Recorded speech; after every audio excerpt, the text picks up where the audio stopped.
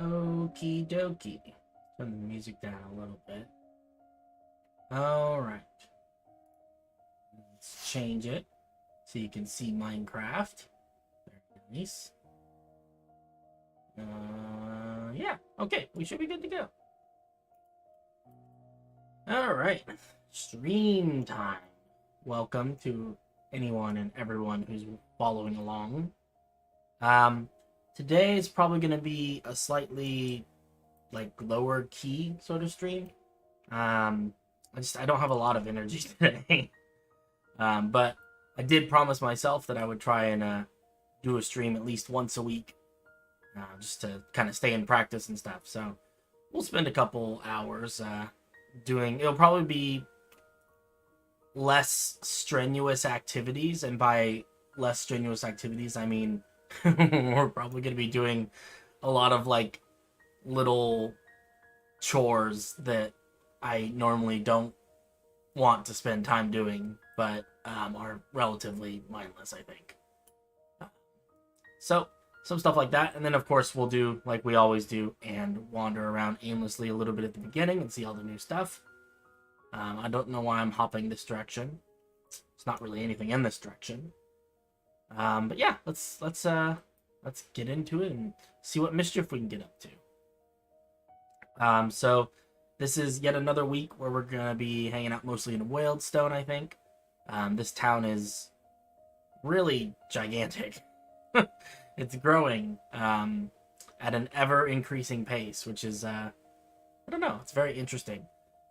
So everything that you can see that we've been walking past and everything we're gonna walk past, all this stuff has been constructed pretty much in the last 30 days. I think that people started building some stuff in Whalestone kind of mid-December-ish, late December. And yeah, now we're kind of here. Last couple streams we've gone through and we've built a few little buildings and some interiors and whatnot. And it's yeah, it's really coming along. It's a big city. I wonder if I can give me a second, because I think I can change my, if I turn off my shaders, I believe I can turn on NVIDIA, which is a mod that gives me super crazy render distance. I think I actually have to disconnect and reconnect. Stop the recording. Okay, yeah. And then if we fly around a little bit in spectator mode, we can load all the little chunks in. But it's yeah, we'll be able to see how big the entire city is. It won't be quite as beautiful because we won't have the pretty shader pack, but I think the city is plenty beautiful even as is. So just load in a little bit of the surrounding terrain. This will also give you guys maybe an idea of kind of what the area around Whalestone looks like, because I haven't really talked about that a whole lot. Let's load in a little bit of this. But Whalestone is located primarily in a big jungle biome. Custom built and everything. See all of our custom trees. Okay, there we go. We got most of the area loaded in. But you can see, yeah, we're right on the shores of this big lake. This is Lake Yolor. And Whalestone is looking pretty huge. Like, look at that. Look how many buildings there are. This is a proper thriving town. And I think that's pretty cool. There are a couple of buildings in here that are duplicates, because we've had to move a couple of buildings around and we haven't demolished the originals yet. So you'll see a few buildings that are carbon copies. But other than that, like you can see, this little domed observatory building is the same as this little observatory over here. This one over here is the ultimate location. This one's going to be demolished at some point. But yeah, it's kind of fun. Let's see if we can load in a little bit more of the terrain over here. We've been having a lot of fun with Whalestone and just kind of pulling things together. This area right here, I think Puffer has been working on this, and I think it's only been like 2 days, maybe. think he started working on this yesterday or possibly the day before. So progress is swift, that's for sure. But anyway, yeah, we'll switch over to the regular shaders just because I enjoy them. Oops. I got relog. No, not video settings. Video settings. Turn our shaders back on so that we can see the world in its beautiful shadery glory. Ah, yes. Very nice. Alright, let's see some of the new buildings. So, first on our tour of new things is this monstrosity. So, this is Lego. Lego has been building some gigantic factory buildings. He's actually, originally the factory was over here on this side of town, but it ended up being so big that it kind of makes it hard to see the castle, right? Especially from the ground level, like when you're down here, you can't even see the castle unless you, I mean, maybe up on the hill you can see it a little bit, but there's a frog. Hello, frog. Yeah, you could just barely see any of the castle. So we ended up moving the factory over to kind of a more industrial side of town. Puffer's also been hard at work over here. You can see we've got the iron gate and some kind of more industrial style buildings. Really like these the scaffolding design with the hanging signs and the gates and stuff. Very cool.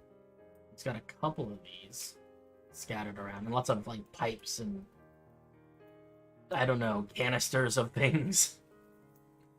Very cool. I don't do much with steampunk style buildings, but if I did, this is what I would want them to look like. It's this. Not sure what that is. The strong possibility it's some sort of inside joke that I just don't. Look at all the little boxes stacked up and stuff. He's got an in crystal floating inside here as some sort of like weird power source.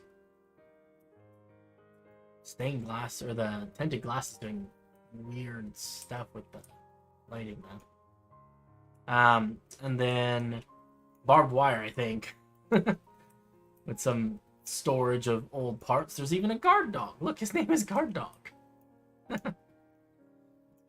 Beware of dog. Perfect.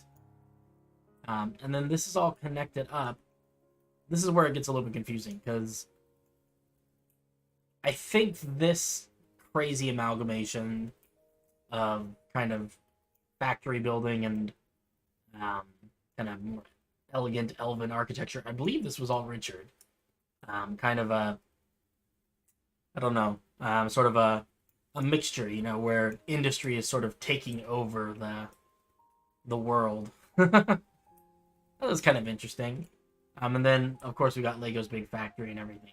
And here, kind of in the middle, I don't know who's built what, but it's some combination of those three and possibly also Bart. So there's a lot of elements of this area, of a lot of these cities, that's increasingly becoming like not any one person's project, but you know, a big amalgamation of many people's efforts all together, which I think is kind of cool. Let's see.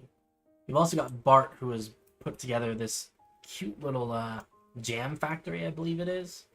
Because we've got Auntie Amber's pies over here. What do these signs say? Sorry, the pie made me do it. Question mark. I don't know. I don't know what's going on there. But we do have a pie factory. Actually, I guess it's not a pie factory. It's a jam factory. Jam and jellies. But I really like this. I was looking, part was showing me around earlier today. We got the big kettles full of stewing fruit. We got little barrels of like, this looks like it's full of, you know, apples. This looks like it's mashing up pumpkin into mush. That is then being, I think, yeah, look at this. It's being canned up into little jars. I don't know if I can get to the top floor. There you go, look. Little jars of fruit. Isn't that cute? That was nice. Hey, Jacob, what's up? This is a, yeah, so this is a big project world, so it's we're all working towards the same goal of creating a country. But there's 16, I think, total people whitelisted in this world. Of those 16 people, we probably have about 5 or 6 who at any given time who are, actively building in the world. But yeah, they're definitely kind of a joint world with friends. Kind of a fun fact about this world is that, all of the friends that I'm playing with used to be random strangers that I actually met.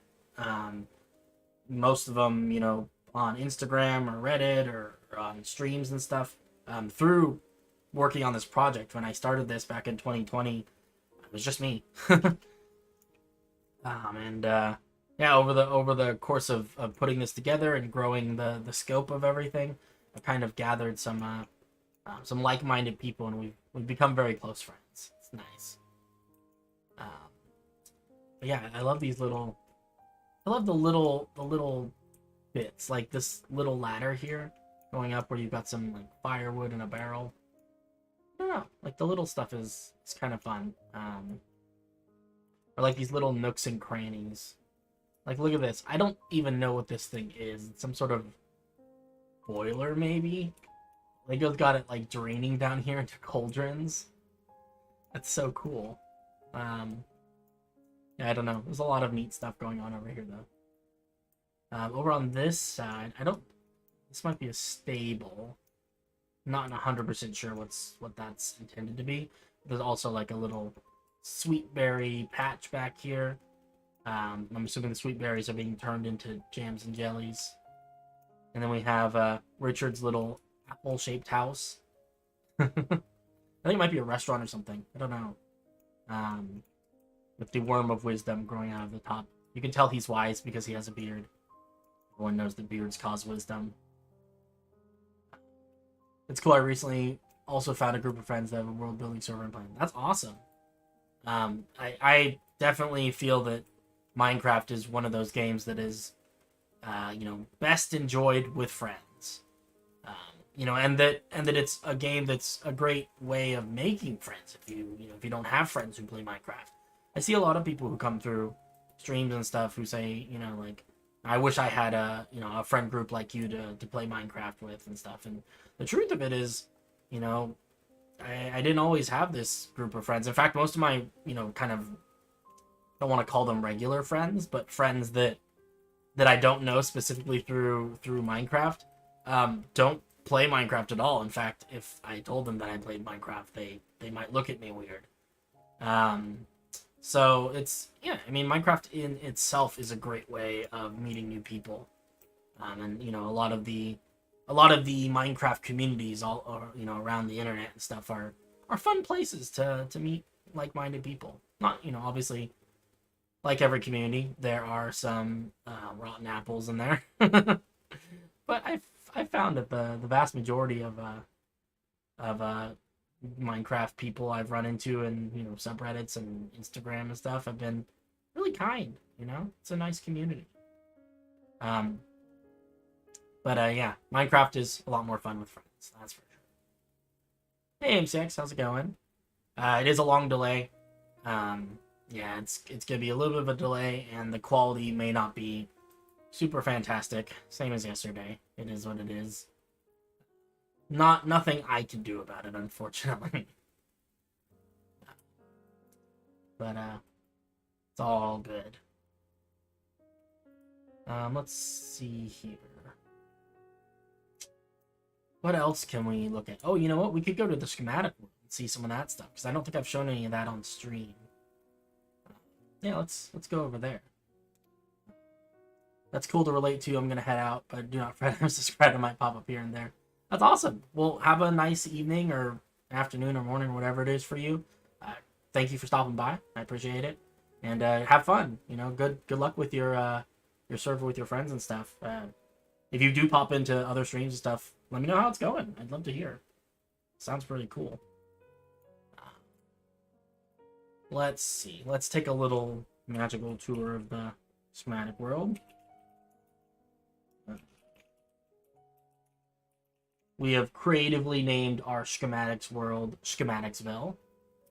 I think is a great name for a world. So this is, for anyone who hasn't seen me do this fun little trick before, we have a plugin on this server called Multiverse that essentially allows us to expand the number of alternate dimensions and then customize them. So whereas a normal survival world might have, you know, the nether dimension and the end dimension, which aren't physically connected to the overworld, but you can get there through portals. Same thing is true with this, except that instead of just the nether and end, we can add other dimensional worlds. So in this case, what I've done is I've added a flat world, and then added some concrete and stuff to put it, break it up into little plots that we can put schematics, mostly trees and stuff. So it's been a little while since we've done much touring here, but basically all the schematics that I create for this world are going to end up mostly here. So am I still going to be helping you with the trees tomorrow? Yeah, we can message me on the side somewhere and we'll chat about it. I still have time tomorrow if you do. But yeah, so we've got schematics and stuff. Also just kind of experimentation. So MCX over here has gone through and measured the average heights of like real world trees, and then recorded them here, and some designs for different kinds of hanging vines, using commands to spawn in, certain plants and things like that. So that's kind of fun. We've also got like, small ground cover plants. We've got some rafflesias. I think that's how you say it. And then over here, MCX, really quick, this is, I've set aside some space that what I envision doing is dividing this area up. This is going to be, so I'm calling this the schematic library, the library schematica. And the idea being, I think we'll divide this space up into like kind of biomes. So like, this will be jungle stuff and this will be desert stuff. And then we'll take all of our schematics and paste them in with signs saying what the name of the schematic is.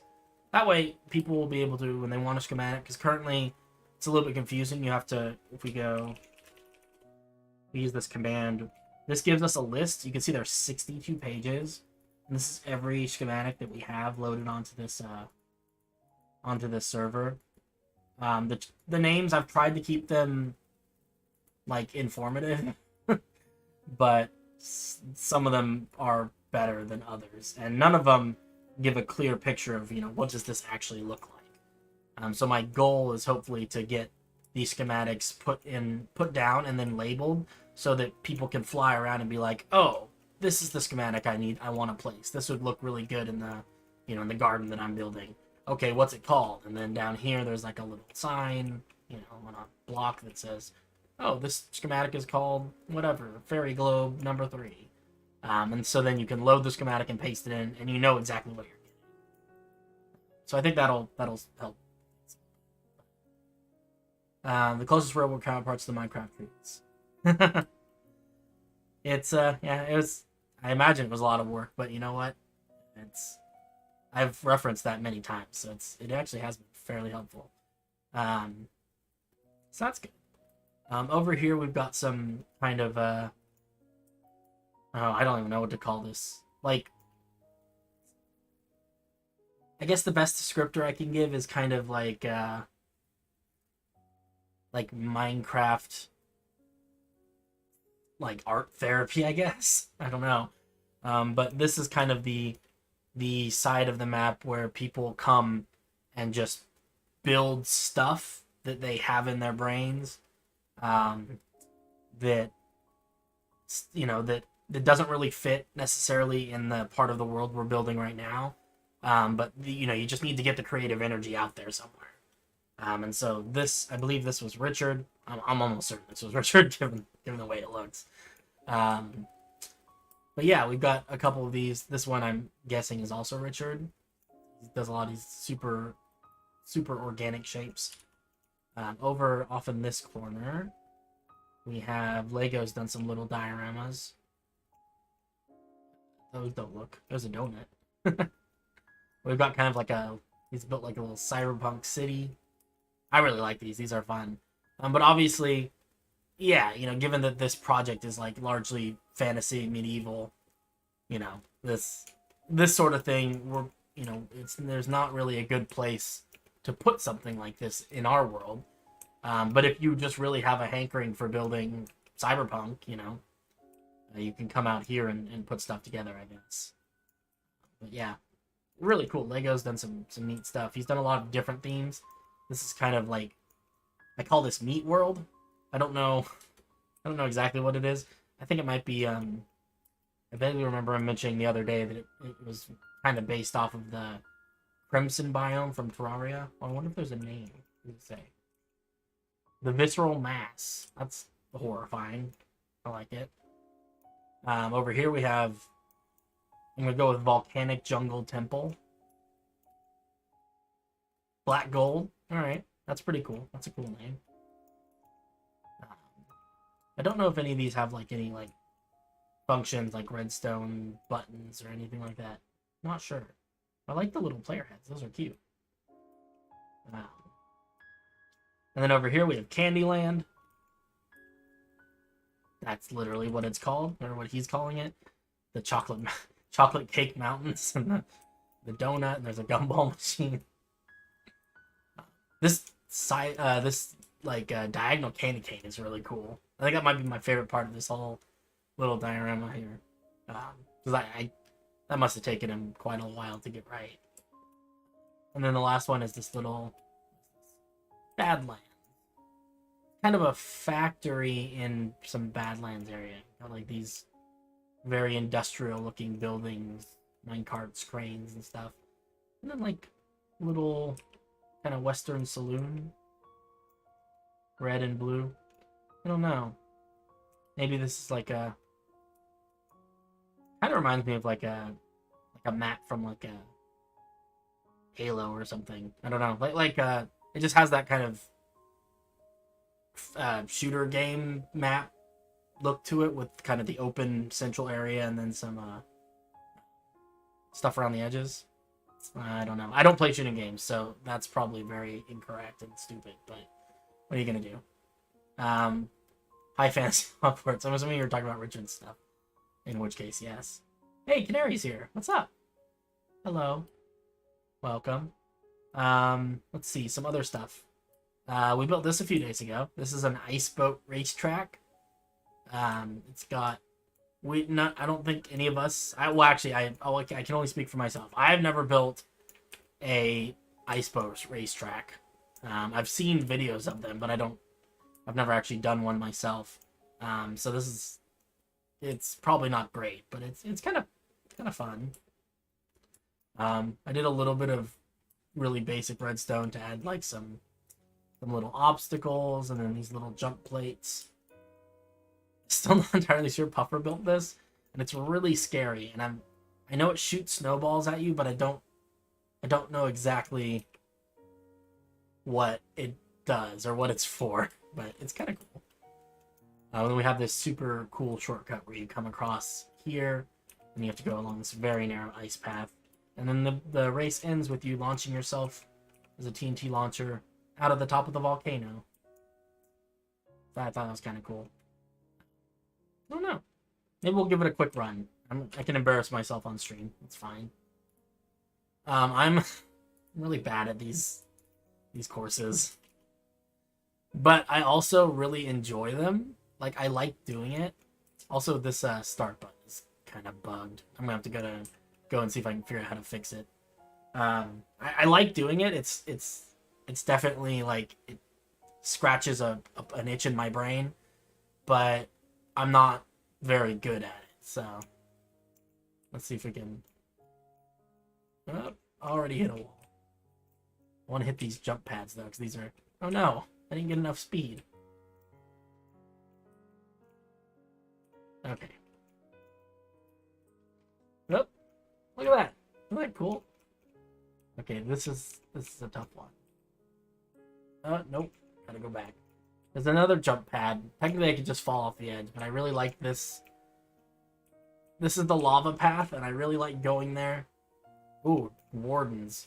That might be fun. The issue with Wardens is this is a creative, peaceful world, so hostile mobs can't spawn. Ah! I did it! Yes!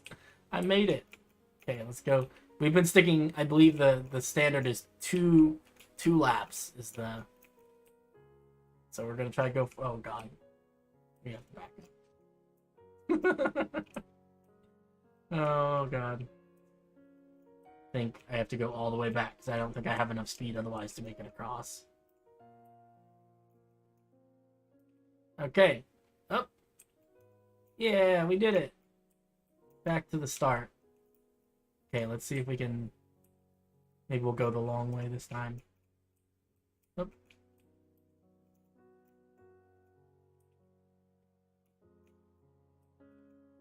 Ah! Oh, that was a good turn. Oh, okay, that was slightly less good. And that was straight up bad. Oh, stuck inside a block. I have gotten very good at the lava path. I've been practicing a lot. Oh man. Oh man. This one's really hard. You have to hit it at a very specific kind of angle sometimes to get the lift off. And I hate this. This part of the course is the worst. Because it's these narrow little turns, and I'm really bad at those. Among all the tasks. Okay, this one is also challenging. So this time, for the second lap, you're supposed to go through the volcano. And I always fall off. And then we land here, and then, oh no. I did not land on the fence post, it looks like. Theoretically, you're supposed to get launched up through this ring, and then you land up here, and then your run is done. Ah, well. I'll keep practicing. We do have a leaderboard on our Discord server. And I'm currently in first place, but only because no one else has really posted their scores yet. So I will quickly be dethroned, but it's fun. It's definitely... I've decided that this server needs like some stupid fun things to do in addition to all the fancy building and everything. You know, because sometimes you don't want to build fancy buildings. Sometimes you just want to log onto the server for an hour and race ice boats against your buddies, you know? So I think we'll be adding some more stuff like this. Also, this is going to get decorated because this is very ugly, and we're on a server full of creative builders. I see no reason why this should remain stone. We'll have to spend some time on it. Maybe that's what we'll do for the rest of this stream. Maybe we'll decorate our ice boat race course. Oh lord. This is a little instance map I made for a D&D session we ran last Saturday. It was a one-shot, not part of the core story, which is why I had to build this here instead of building in the regular world. This is a tavern called the Hazy Maze. And mostly I just needed a large floor plan for people to, to do combat and run around, shoot each other and stuff. Well, that was kind of fun. This is a great example of an easy way to do some simple combat from 5th edition Dungeons and Dragons in your Minecraft world. You know, it's fairly simple. The basics of it would be to get yourself a free server. Or if you want to spend some money, you could, pick up a realm or something like that, or a paid server. Kind of up to you guys. But there are plenty of free options, things like Aeternos. Aeternos does free servers. And then you just start like a creative flat world in it and just make some boxes, make some box-shaped buildings and say, oh, this is a tavern, or this is an inn, or this is like the castle, right? It doesn't matter. The boxes don't even have to be made out of pretty materials like this. You could literally make it out of wool or concrete or bare stone, I mean, point being, it's it's doesn't have to be complicated to be really engaging and fun. I just thought that was kind of an interesting thing. I don't know if there's interest, if there are people who are interested in learning more about how we do D&D in Minecraft, I might start a little tutorial series about how all this works and some tips and tricks and stuff. If that's something that people might be interested in. Not sure. This is a desert city. Oh, there's all sorts of desert stuff being built. Interesting. This is also, I believe, Richard. I don't know if other people have been working on this as well, but I think it's mostly been Richard. But he's preparing for a desert expansion at some point. This is really pretty. I like this.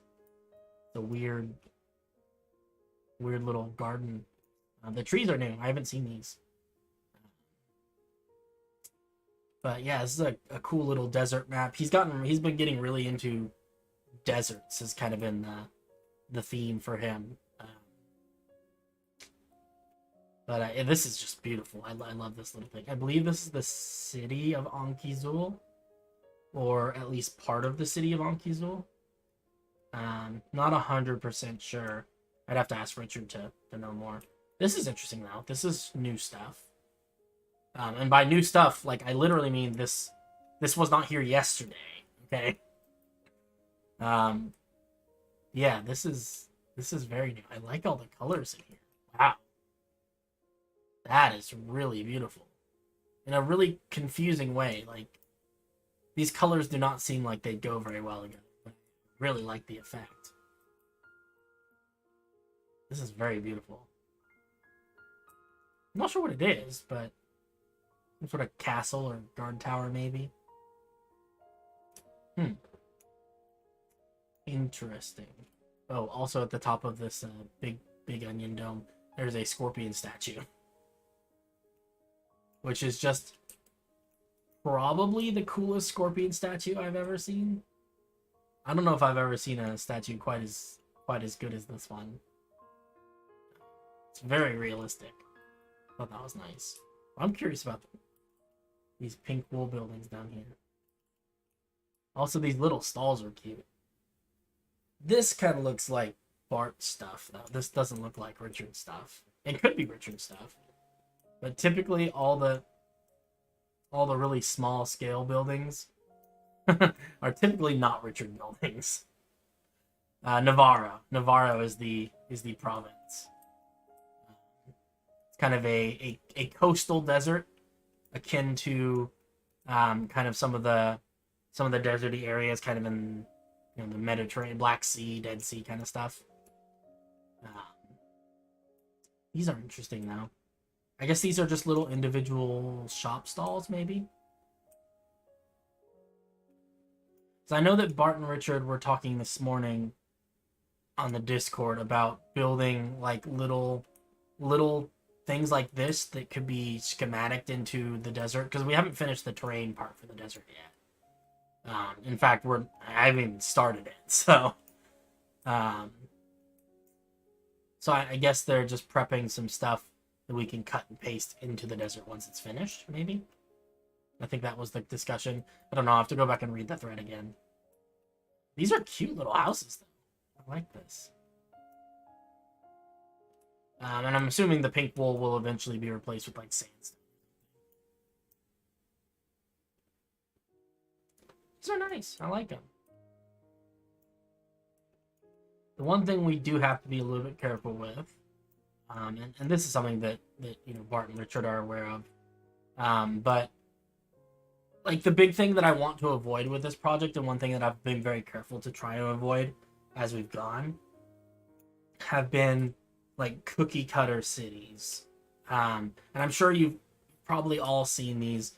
You've got like some clickbait title on YouTube that says like, I built the biggest city in Minecraft in survival, and it's got a picture of some guy with his mouth open because that's what makes the algorithm happy. And then you watch the video, and it's like a 8-minute video, and it's kind of a time-lapse format, and it's literally like one person flying around a flat world, copying and pasting the same five buildings with this like just into a big space, and then once there are 300 of them, they say, boom, it's a city. This is interesting. I don't know what that is. Cool, though. But yeah, I don't personally find those kinds of videos particularly compelling. I think that it takes away some of the small creative choices that you can make. Things like, like telling a story with your buildings. This shoe shop looks different than the other shoe shops in town because the guy who makes these shoes, maybe he only has one hand because he lost the other hand because when he was a kid, he was a street urchin. He got caught thieving. They cut off his hand. Then he kind of built a life for himself as a cobbler, but he only has one hand, so his shop's set up a little bit differently, right? Someone who makes shoes who only has one hand is going to set up their shop differently than someone who has two hands. And I think that you lose some of that individuality when you build cities that are kind of cookie cutter, copy and paste. So we just have to be careful not to do too much of that, to use these as a tool to make our work better and not as a replacement for the hard work. Which I know Bart and Richard, I would like to think fairly well, and I don't think that's an issue with either of them, but just something to think about. I get questions every now and then, people saying, well, you spend months and months and months, you guys spend all this time building these cities, wouldn't it be easier if you just made, like a bunch of buildings and pasted them with schematics? Wouldn't that be faster? You'd have the whole world done by now. It's possibly true, but it's just it feels disingenuous, Okay. But anyway, that's probably just about does it for the fly around and talk to myself portion of the stream. I think now we're actually going to go get some stuff done. I can't promise that today's content is going to be super engaging because I'm just very creatively tired this week. But I figured we'd spend some time working on some kind of chores or homework. So let's head back to... Oh, I can't type. Let's head back to the main world. And then we'll actually use this to go to the hub. Ooh. We have a teleport hub now for anyone who hasn't seen. Very useful because this world is massive. Go back to Whalestone. And this is kind of... So one of the things that I want to do is I want to clear out this old factory. Because this factory is the exact same factory as this factory over here. In fact, the only difference is that this one needs to be removed. Because the reason it's over here again is because we copy and pasted it over here from over there. We just haven't taken time to remove this one yet. So, I think probably today, I don't want to... I mean, you can hop on the server and build stuff. I have no issues with that. But I don't have the energy to co-host tonight. But yeah, so I want to remove this factory, but I want to be careful about how I remove the factory. If this were if this were something I built, or if this were a tree or something like that, I might, just kind of command it out of existence or use brushes and stuff. But I want to be careful with this one because there's so much stuff built next to it that isn't mine. And I don't want to accidentally mess up someone else's build while I'm, because I'm impatient and trying to get the chore done faster. So I probably will end up taking this mostly apart by hand, just to make sure that we're a little bit more precise about what we're getting rid of. Yeah, that's the plan. So let's kind of get to work. It'll also be kind of interesting. I like this kind of deconstruction stuff. It's kind of interesting to do this by hand as well because you get to see how the other person has put it together. Some people have very different building techniques than the way that I build stuff, which is is interesting. I find that I learn new things doing this kind of stuff. Yeah, I do like these. This is an interesting roof shape. I don't know exactly what it's called, but I like that you've got like the two slab roofs that are sloped in the same direction. And I kind of wonder, I don't know what the real world use case for a roof like this. Because I've definitely seen roofs like this in real life. But I don't know why they build them like this instead of having the roof slope, the opposite direction. Is it a stylistic thing? Is there... I would assume, there's a lot of architecture that's sort of, they do that sort of stuff on purpose. So I wonder if maybe it's more efficient for some sort of reason. Maybe it uses less materials, or maybe has something to do with the climate. I know that you find buildings with steeper roofs, or at least I've heard that you find buildings with steeper roofs in in areas where it snows a lot, because obviously if you're getting snow on your roof, if you have a very flat roof, or a roof with a very shallow angle to it, the snow will pile up on top of your roof and it could cause your roof to collapse. Whereas if you have a taller roof, or rather one with a steeper angle, it's harder, the gravity causes the snow to slip off and fall into the ground next to the roof, and then you don't get as much of it that piles up. I've heard stories that there have been issues in places that don't normally get snow, or don't get a lot of snow, in years when it's been very cold, and they get more snow than they're used to, or more rain than they're used to, and the architecture just not being enough to to withstand the climate conditions, which is kind of interesting. You don't think about that kind of stuff, but there is a lot of architecture as well as everything else. There's a lot of the times I think design choices are made for reasons that aren't really very apparent to the general public. Architecture stuff, you might only learn that stuff if you're an architect, or if you know someone who's an architect, or work closely with people who are architects. I don't know, that kind of stuff it's really interesting to me, though. I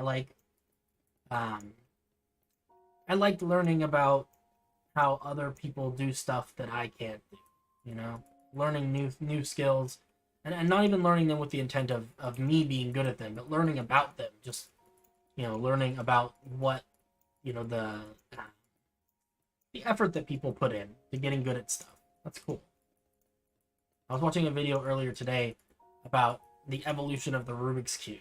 How, there's a whole community of people who are constantly trying to, to create a better Rubik's Cube. And for the vast majority of, quote unquote normal everyday people, I feel like it's probably true that the vast majority of people on the street that you meet don't even know that there's more than one kind of Rubik's Cube. I didn't know that. I always assumed there was just, there's the Rubik's Cube, and there are like variations on what it looks like. There are some with different colors and stuff, but I didn't know that there are actually physical differences between different styles of Rubik's Cube. And so I watched a video and was learning about that today. Apparently they have Rubik's Cubes that are like adjustable, so they've got parts inside them that can be tuned with like a screwdriver, like little screws you can turn, and the more you turn it, the more the layers stick together, or the less the layers stick together, the more free they move. And you can actually take these Rubik's Cubes and tune them to to the way that you're solving them. Maybe you're, I don't know, a heavy-handed person who solves Rubik's Cubes, by applying a lot of force. I don't know. And then you'd want a cube that had a stiffer mechanism to it, so that, manhandling it wouldn't cause it to break. Or, versus maybe you're someone with a softer touch, someone who treats solving a Rubik's Cube less like breaking through a door and more like picking a lock, right? In which case, maybe you're more agile. You want a Rubik's Cube that turns more freely, but requires more precise, movements of your hands in order to not have it turn too far or something. I don't know. I don't solve Rubik's Cubes. I know nothing about it, other than this one 18-minute video I watched. But I think that's cool, And that's facts about Rubik's Cubes that are utterly useless in day-to-day life. And they're facts that no sane human being would look up. But now I have a fact in my brain, and now it's something that I can share with people. I can share it with people like you guys. And now you guys have a random fact. And who knows, maybe after you finish watching this stream, or when you get tired of watching me demolish a building, you'll pop off, and maybe, like a family member or a significant other will be like, hey, what were you watching? You'll be like, I just learned the weirdest thing about Rubik's Cubes. And boom, suddenly, and then you look really smart and impressive. People will be like, wow, how do you're so smart. How do you know all that stuff? And it's like, guess what? I learn random facts while watching weird streamers, I wonder what setup is optimal for speedrunners. Yeah, I don't know. It's a good question. I do know that apparently the big innovation recently in the past couple of years has been, I guess traditionally a lot of Rubik's Cubes have been using like metal springs to tension the cube. So to make it so that when you turn one of the faces, there's a little bit or not a little bit, or a lot of resistance to turning. But what would happen is those springs would get stretched out over time, and they'd deform, and after years and years of using a Rubik's Cube, you'd have to, essentially get a new one because yours was worn out and broken down. But I guess the modern innovation is that they've developed magnetically connected cubes, that function by, like, with magnets instead of strings. Not sorry, strings. Springs, because springs have, an elasticity to them. They bounce back. Turns out that magnets, right? If you hold two magnets next to each other, they repel each other in the same way that a spring, if you push down on top of the spring, it produces a force upwards. So apparently, the really fancy modern Rubik's Cubes have magnetic coupling of some sort inside them. Don't know exactly how that works, but sounds pretty cool. Everyone knows that magnets make everything more exciting. So I like the use of bone. It's an interesting block, one that I don't get to use a lot.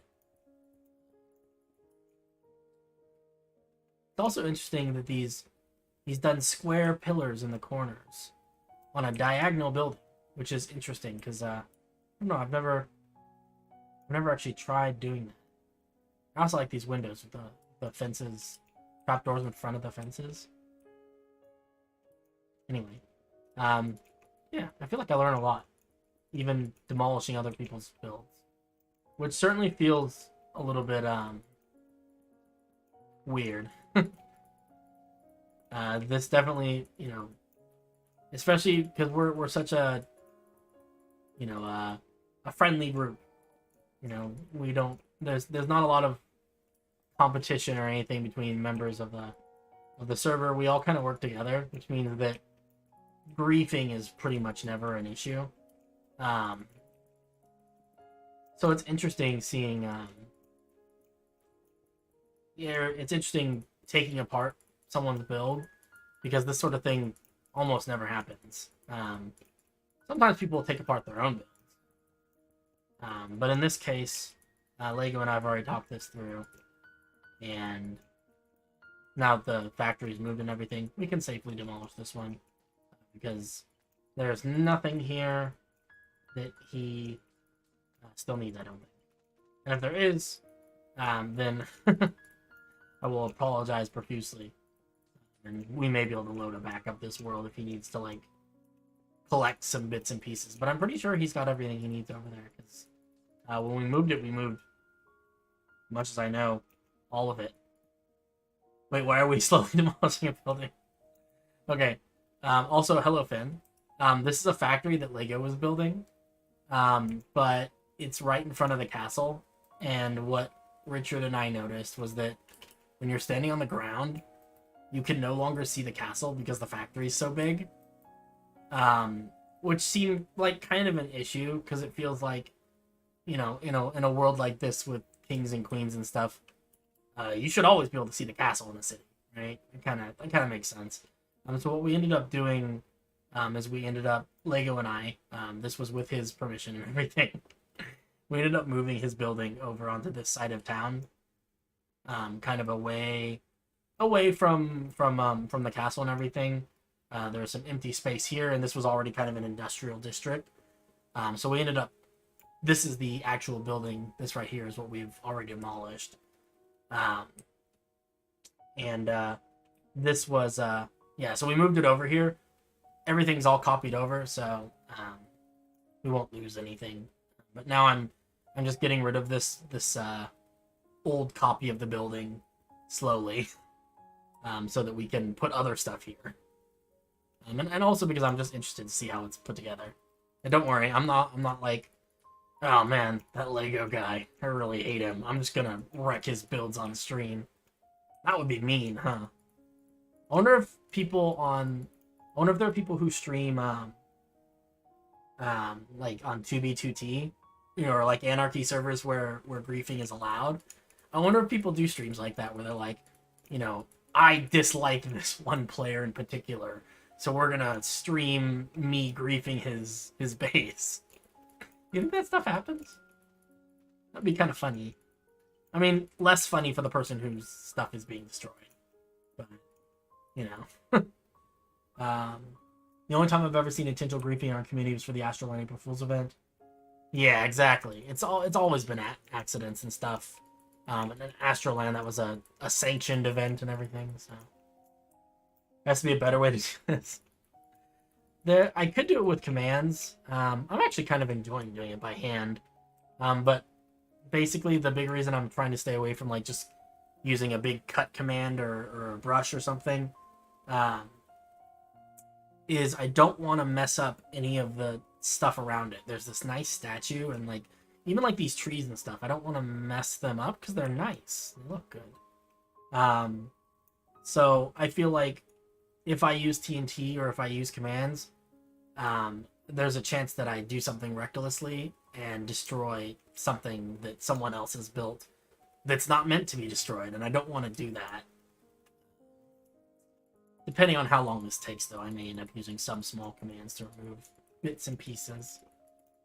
But for right now, I'm kind of having fun working my way down through this gradient.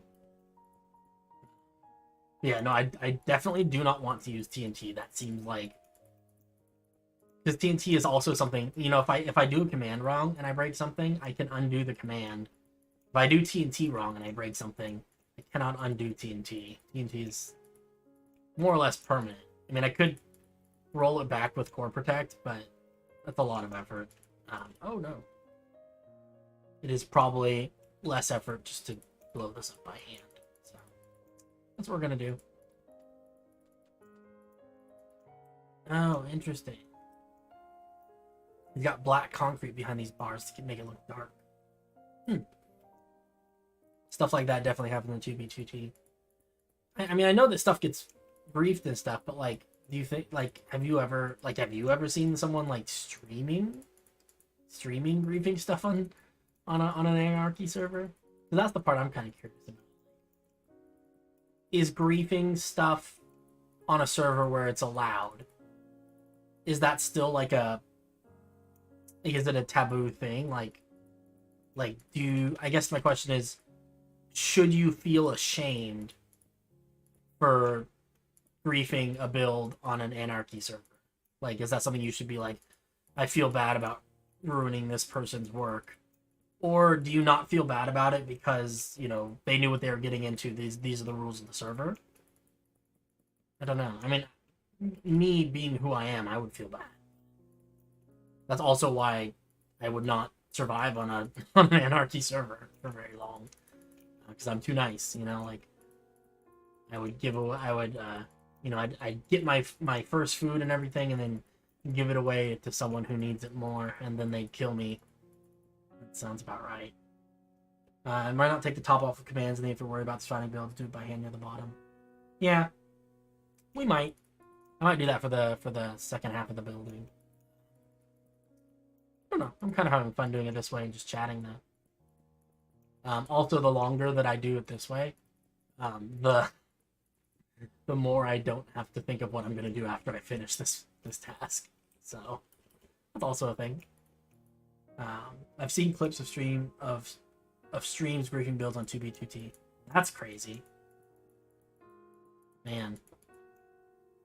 I don't know. Can you imagine being the person whose stuff is being briefed on a stream? Like having someone send you a link to a stream and be like, "Oh, hey, just thought you might want to know. This guy is destroying something you've spent hours and hours and hours on, and he's doing it on stream and laughing to his followers while he's doing it." Oh man, I don't know if I could handle that. I'm a soft boy. I would probably cry. I don't know.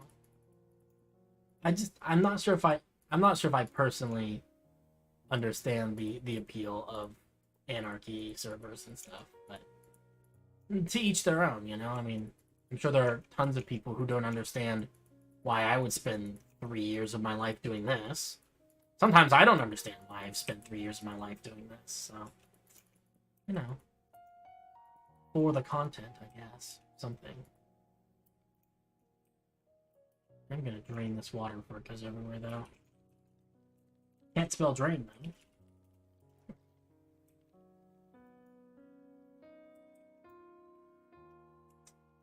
There's something, I don't know, kind of relaxing about breaking blocks.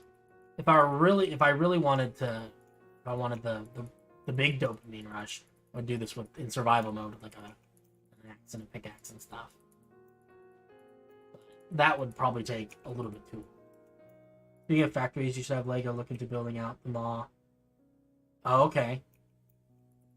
Yeah, do you have... we should talk about that at some point. I know that you are very busy, but I have been wanting to talk to you a little bit about the maw and kind of if you had any existing ideas for it floating around that I could pass along, because I have been thinking that it would be good to spend some time to put together a team of people to work on getting that built. And I know that you're very busy, so I don't want to put that on you. But I was wondering if you had any particular thoughts or things where it's like, you know, this absolutely has to be this way, or I've always envisioned it this way, just so I can pass that along to people, because I think that's going to be where I start sending people all these steampunk style builders with their crazy steampunk copper contraptions and stuff. I think we're gonna have get some of those people over there to go nuts on the maw. So I think they'll have a good time. Specifically, I think it's gonna be like Puffer and Lego. Wasn't planning to have Finn, Lego, and Puffer work on it. Yeah, that was the plan. So, you know, obviously we're still having fun in Wildstone. So until people are tired of building Wildstone, we can keep working here. But maybe kind of the next steps will be to go back to Ilias, see if we can finish up some more stuff. Oh yeah, the dwarf neighborhood too. I forgot that we haven't even started New Cardos. That will be fun. MCX knows dwarves have weird lore in this world, in my particular setting. Essentially, dwarves don't reproduce sexually, so they not, you know, when a mommy dwarf loves a daddy dwarf very much, birds and bees kind of stuff. Dwarves are carved out of stone, which I believe is somewhat canon in a number of mythologies, but specifically there's a kind of mineral called Yugo that when placed into a magical crucible can create dwarves. Sort of interesting. Actually, maybe I shouldn't have deleted those leaves. Well, I think most of those leaves are actually going to end up going just because they're connected to this weird little boiler thing. Oh, cool. Here you go. Oh, man. Honestly, the only thing I envision for the Maws, giant crucibles, maybe one mid-pour. Yeah, the molten metal. Lots of lava, I think.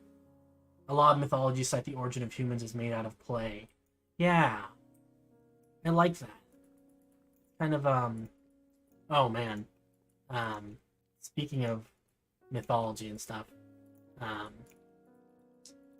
I've been reading up about, like the Jewish mythology of the golem, and that's been really fascinating. I don't want to talk about it too much just because I don't feel very well informed. Like I don't feel like I'm qualified to speak about it because I don't think I know enough. But if you're ever interested in some really interesting stories and just interesting narratives, the story of the golem is a good one.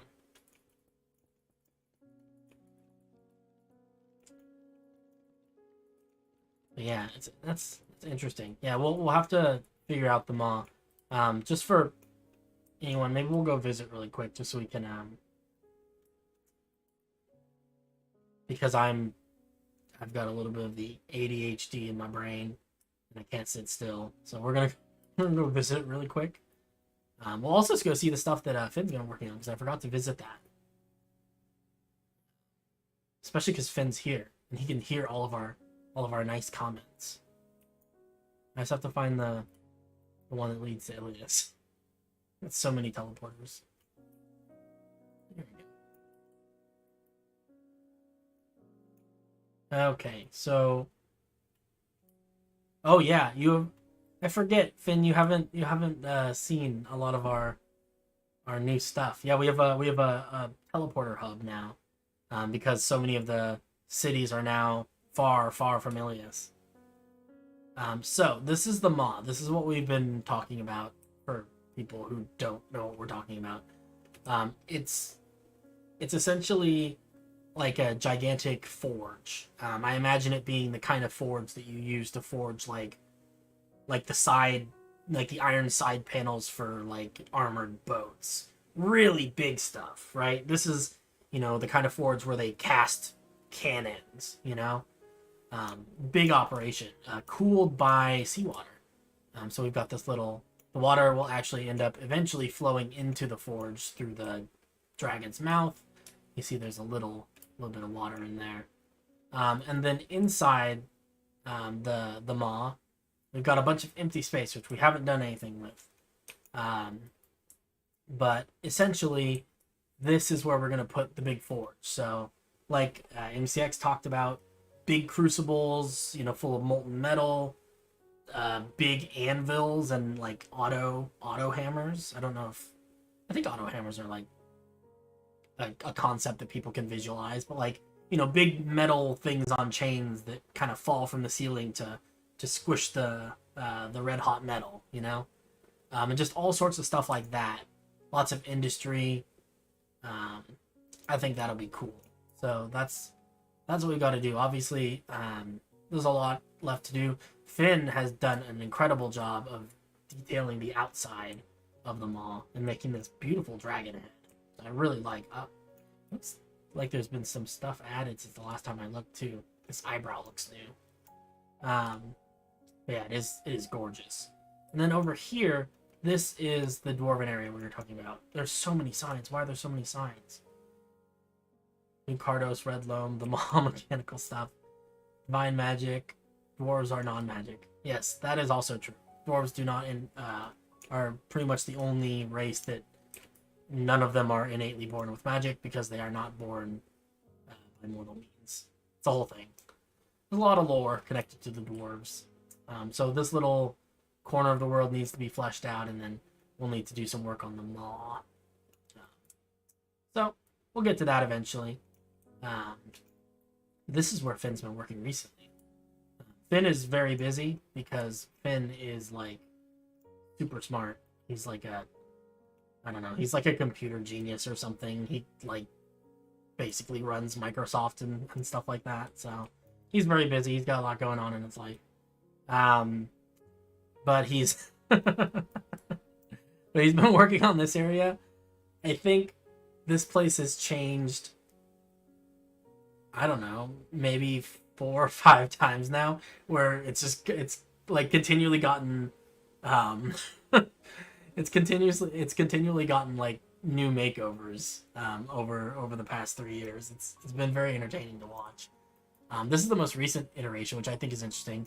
You got this gigantic split tree, which is really cool. I like this. The interior of the tree is, you know, lighter colored and everything. It's a nice effect. It definitely it looks like a tree that's been split in half by lightning. So that's kind of cool. And then there's a billion doors. What are all these doors? Oh, they're like little rooms. Why are there all these little rooms? I didn't know these were here. I have no idea what's going on. Also, this is really cool with the water. I'm assuming these are barracks, because the idea of this area is that this is military barracks. This is where kind of a, you know, basic training kind of happens here for the Aenorian military. So here's like the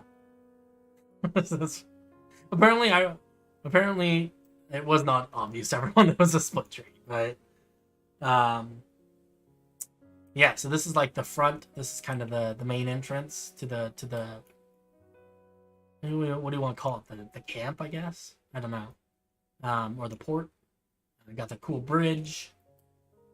Crazy floor design over here. This is pretty cool, though. I like all this. It'd be interesting to see what happens with all of it. I'm excited. We've also got all this empty space over here for training grounds and whatnot. So, if you want another task, I need help making a bridge between the two sides of the tree. Oh, kind of down in this little, in the cleft of the split tree. We could maybe build a bridge here. Maybe we'll do that. I do really enjoy bridges, and there are 2 things I like. I like building bridges, and I like procrastinating. And this kind of ticks both those boxes right now. So, yeah, let's build a bridge. Do bridge stuff. What colors? What are we doing for colors, Finn? Looking at what you've got, I'm assuming we're going with this color. Kind of lapis, basalt. Looks like blackstone, dark oak kind of stuff. Let's see if I can copy Finn's rather unique style in the form of a bridge. I don't know if I'm going to be able to do this justice, but we'll give it a shot. We'll do our best. Grab basalt. Don't need our snowball right now. For the record, the reason I keep a snowball in my inventory now, it's a recent development, but I found out that in creative mode, snowballs instantly kill entities. So snowballs are a great way of getting rid of like armor stands and stuff you don't want. Dark oak. Making use of some of this stuff. Okay. Let's go over here. Build ourselves a little bridge base structure. Maybe start it kind of here and kind of dig it into the tree a little bit.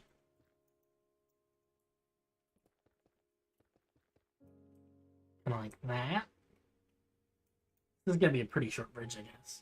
The vibe of the area I'm workshopping is as far as like ruined or warped nature, since I feel like war military is sort of anti-elven in my headcanon since the split tree. I like that. Kind of like, it kind of feels like not even ruined or warped, but it kind of has this vibe of like dominating nature,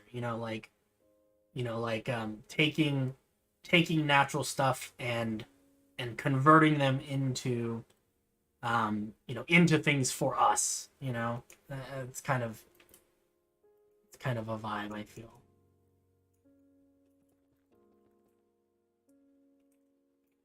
Okay, we'll kind of do sort of a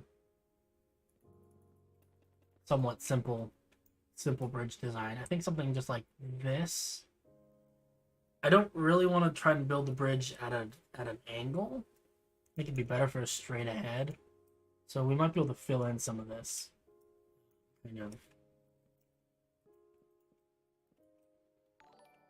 Kind of bring the flat area over to here, maybe a little bit more.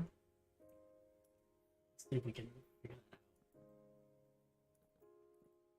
out. Oops. Maybe like this. A little bit better. Sorry, Finn. I am having to move around your stuff a little bit. Just to get things to fit. That's a little bit more in line. Oh, yeah, to be honest, I'm really bad about actually paying attention to the Twitch stuff.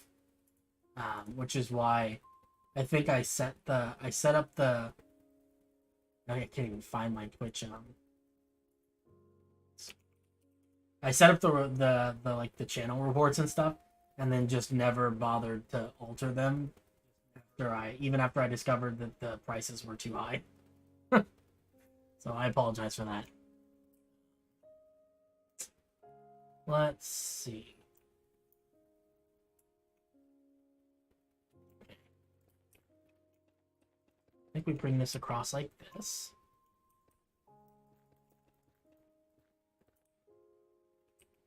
Because I do want to kind of be able to still see some of that stump.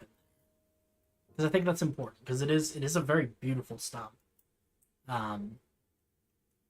And obviously, like, if they wanted, we could build a really boring bridge, which is literally just a lump of stone and stuff that just kind of fills in that gap. But I feel like an actual arched bridge would look a little bit better.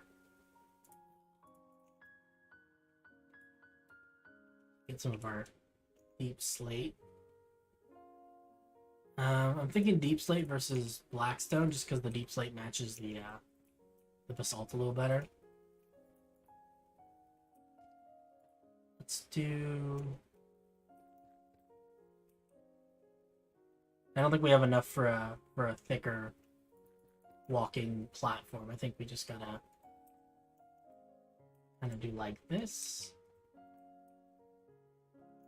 Yeah, and then we could smooth that out a little bit.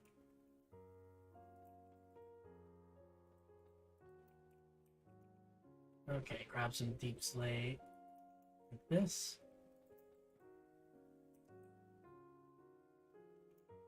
Okay, nice. I think maybe we actually do these as full blocks and make the curve a little bit nicer. That's a pretty good curve. I wish we had vertical slabs. I always wish we had vertical slabs, but we do not. So we'll make do. I don't think there are even any trapdoors that are suitably dark, except for maybe dark oak. Might be what we're stuck with. I don't think we had deep slate when first we looked at the look like something crazy to think. I think we did. There's blackstone, or there's deep slate in the building. I don't know if that's been added afterwards or not. What do you think? Does that look okay, or does that look weird? I don't know. It does kind of blend into the wood of the tree a little bit. I don't know if that's a good thing or not. But I think it might be kind of the best we're going to be able to do. The limitations of these colors. So let's copy that over onto the other side.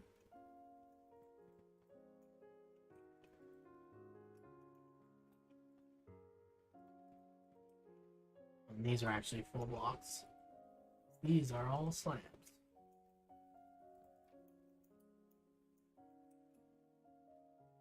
Okay, that's kind of nice. And then I'd like to get some of that lapis color.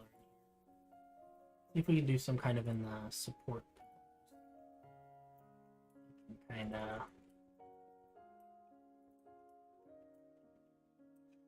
of like this. Let me connect that up.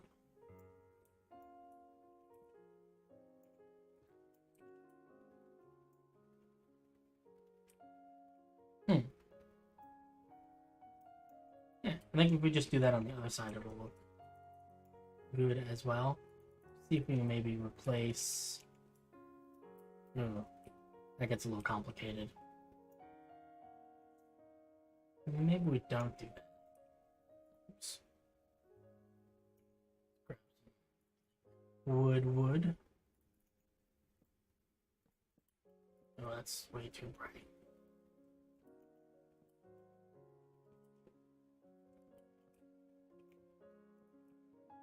Okay, let's think about this a little bit. I think instead of doing wood in there, which seems kind of doesn't look as good as I thought it would. I think well maybe we can try and squeeze some lapis kind of in here maybe. So I think what we can do is we can put lapis behind here. Because the biggest thing I want to try to avoid here is I don't really want the roadway to be made out of lapis. That seems kind of overkill. So I'd like to put slabs on top of this so that you can't see the lapis. But I do want a little bit of it poking out. I think what we could do is we can put some slabs here. We could have just a very thin layer of lapis visible. Kind of like that. Oh, that looks nice. I like that. And we can put a little bit more maybe back here. Like that. Yeah, I like that. Maybe even... This might be a little bit too much. What do we think of that? That... I think that's too much.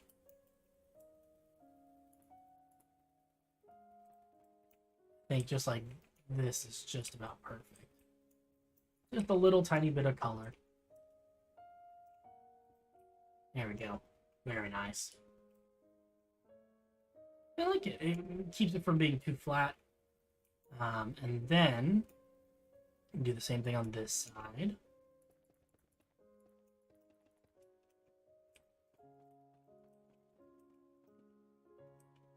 And then I think we just I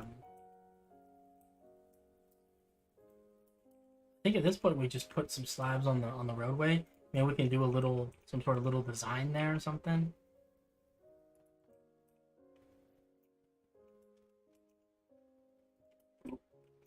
There we go. And we can fill the rest of this in.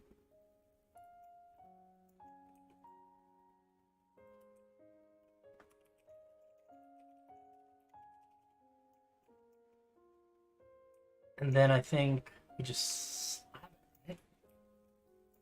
Get some slabs on here. The cool thing about this is that it looks like we've got a full layer of blocks on the top, but we don't. It's actually a top slab and then a bottom slab on top of it. But because the brick textures work both ways, can't really tell.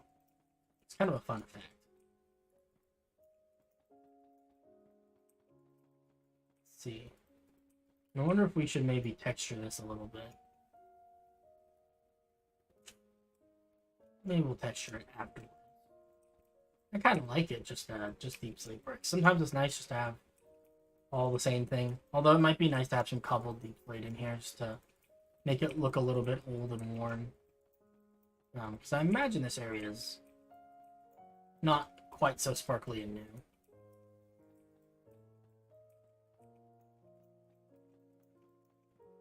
There we go. Look at that. I think this gap needs to be kind of filled in a little bit. There we go. Much better. I think we need something on these corner posts and then some little railings to prevent people from falling off, because let me tell you, if there are not railings, people gonna fall. It's human nature. Maybe we won't. Maybe we'll do the tile. Like, it's a slightly darker color. Can we get away with this? Well, that looks cool. I like that. Do that.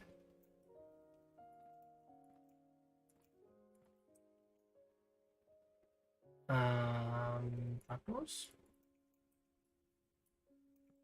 I wish we had like lapis colored trapdoors. That'd be so cool. Sadly, we do not.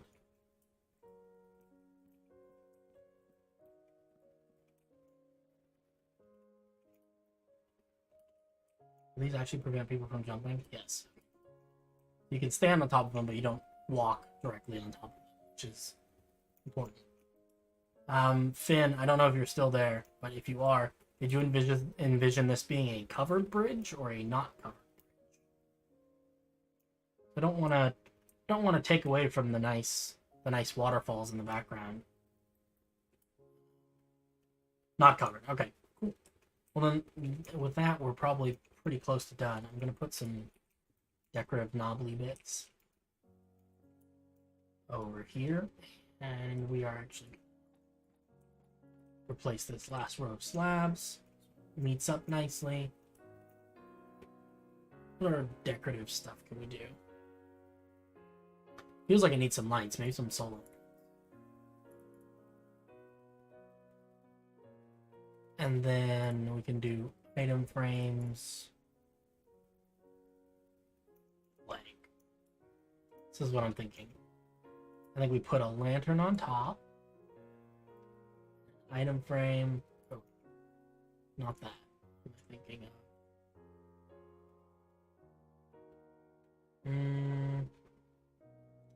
Maybe Blackstone. Kind of like that.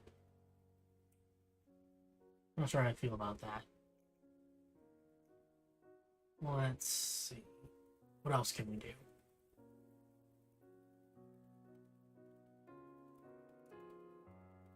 I'm not sure. Put signs on them. I just think that the lapis, like, is just a little bit too much by itself. So I'm looking for some ways to cover up the lapis a little bit so that we don't have to look at as much of it. Don't know if that's going to be possible. We have to do it. Maybe something like this. Can we put that on top of the anvil? That looks a little better, actually. I think if we put a little cap on it, Blackstone, because it's a very dark, and it's got a bit of a bluish tinge to it. Like that. Actually, we might not actually use Blackstone. It might actually be too dark. I think we actually do this polished deep slate. Yeah, okay, that looks good. Let's do that.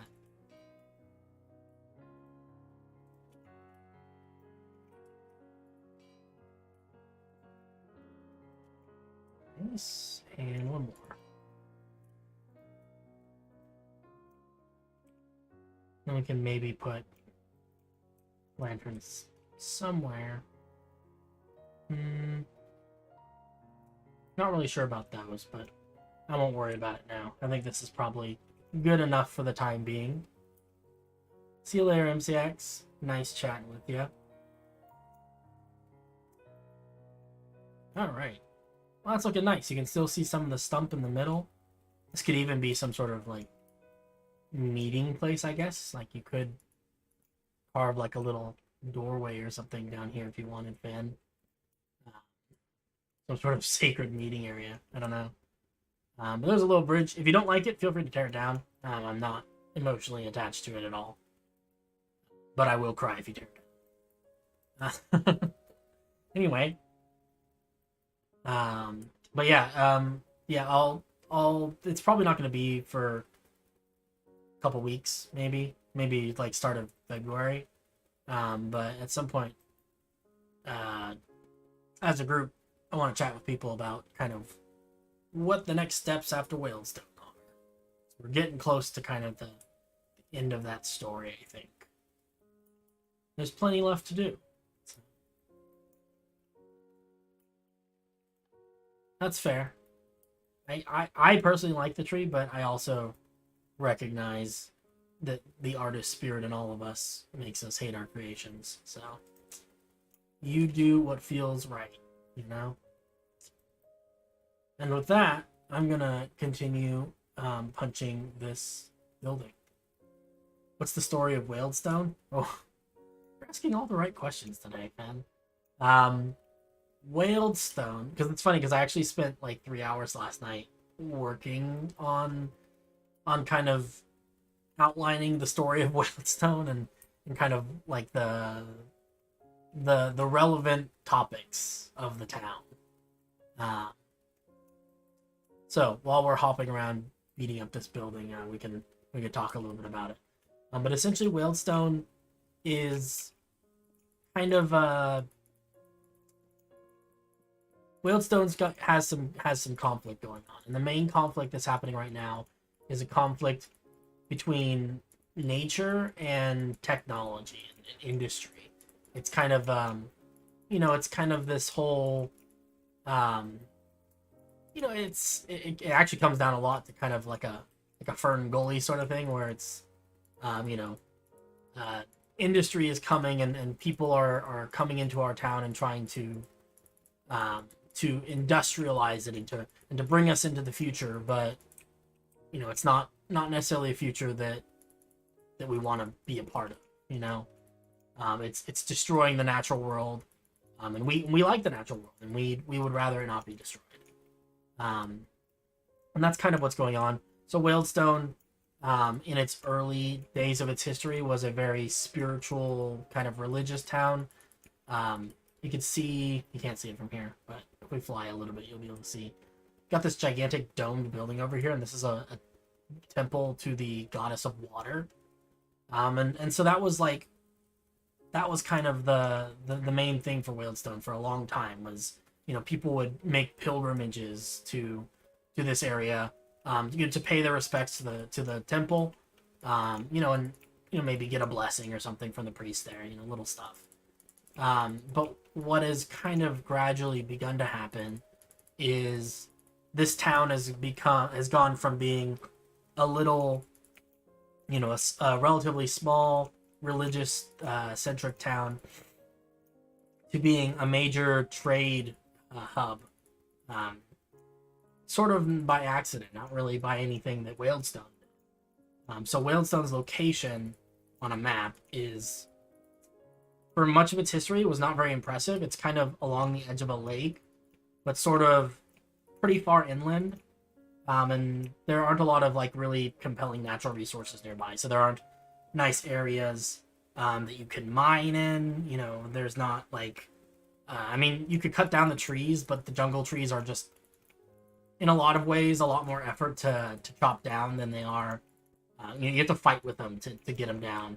And it's not really, lumber is definitely an export, but it's not an easy export. It's a very challenging one. And what has happened recently in Whalestone's history is they have dug a mountain pass. So Whalestone's up against some mountains. Over here, you can see these mountains. In this area, this gate used to not be here. This gate has been built sometime in the last 1,000 years or so, which is not long. Whalestone's been around for a few thousand. But this pass right here did not exist. This was just, this little valley ran a little ways into the mountains and then stopped, right? And the mountains continued to rise. But what the country of Ilias, or the country of Aenoriia did, sometime about 1,000 years ago, is the king decreed that in order to create a new trade route that passes through this mountain range and into the city of Ilias itself, the capital, he was going to get a team of the country's best mages together, and that mage think tank was going to find a way to dig a mountain pass in a very short period of time, right? Because normally digging a pass through mountains, especially digging like a fairly flat pass through mountains, would take, that's the kind of project that would take slave labor in a couple hundred years. So the king was hoping to be able to do that more quickly, and more economically. So he got a bunch of his pet mages together and said, hey, new royal decree, you guys are going to dig a big tunnel with magic. I don't care how you do it. I just want it to be big and awesome, and also it has to be done fast. So they figured it out. They dug a big pass. And suddenly Wailstone has gone from being this sleepy little religious truck stop town to being the last stop on a route, on a trade route that goes, the probably the biggest trade route through all of Aenoriia, or at least one of the bigger ones. So the sudden influx of new people coming through, of boats coming up the river and coming along the edges of the lake to the port to unload goods that would then be taken across land by cart and horse and stuff.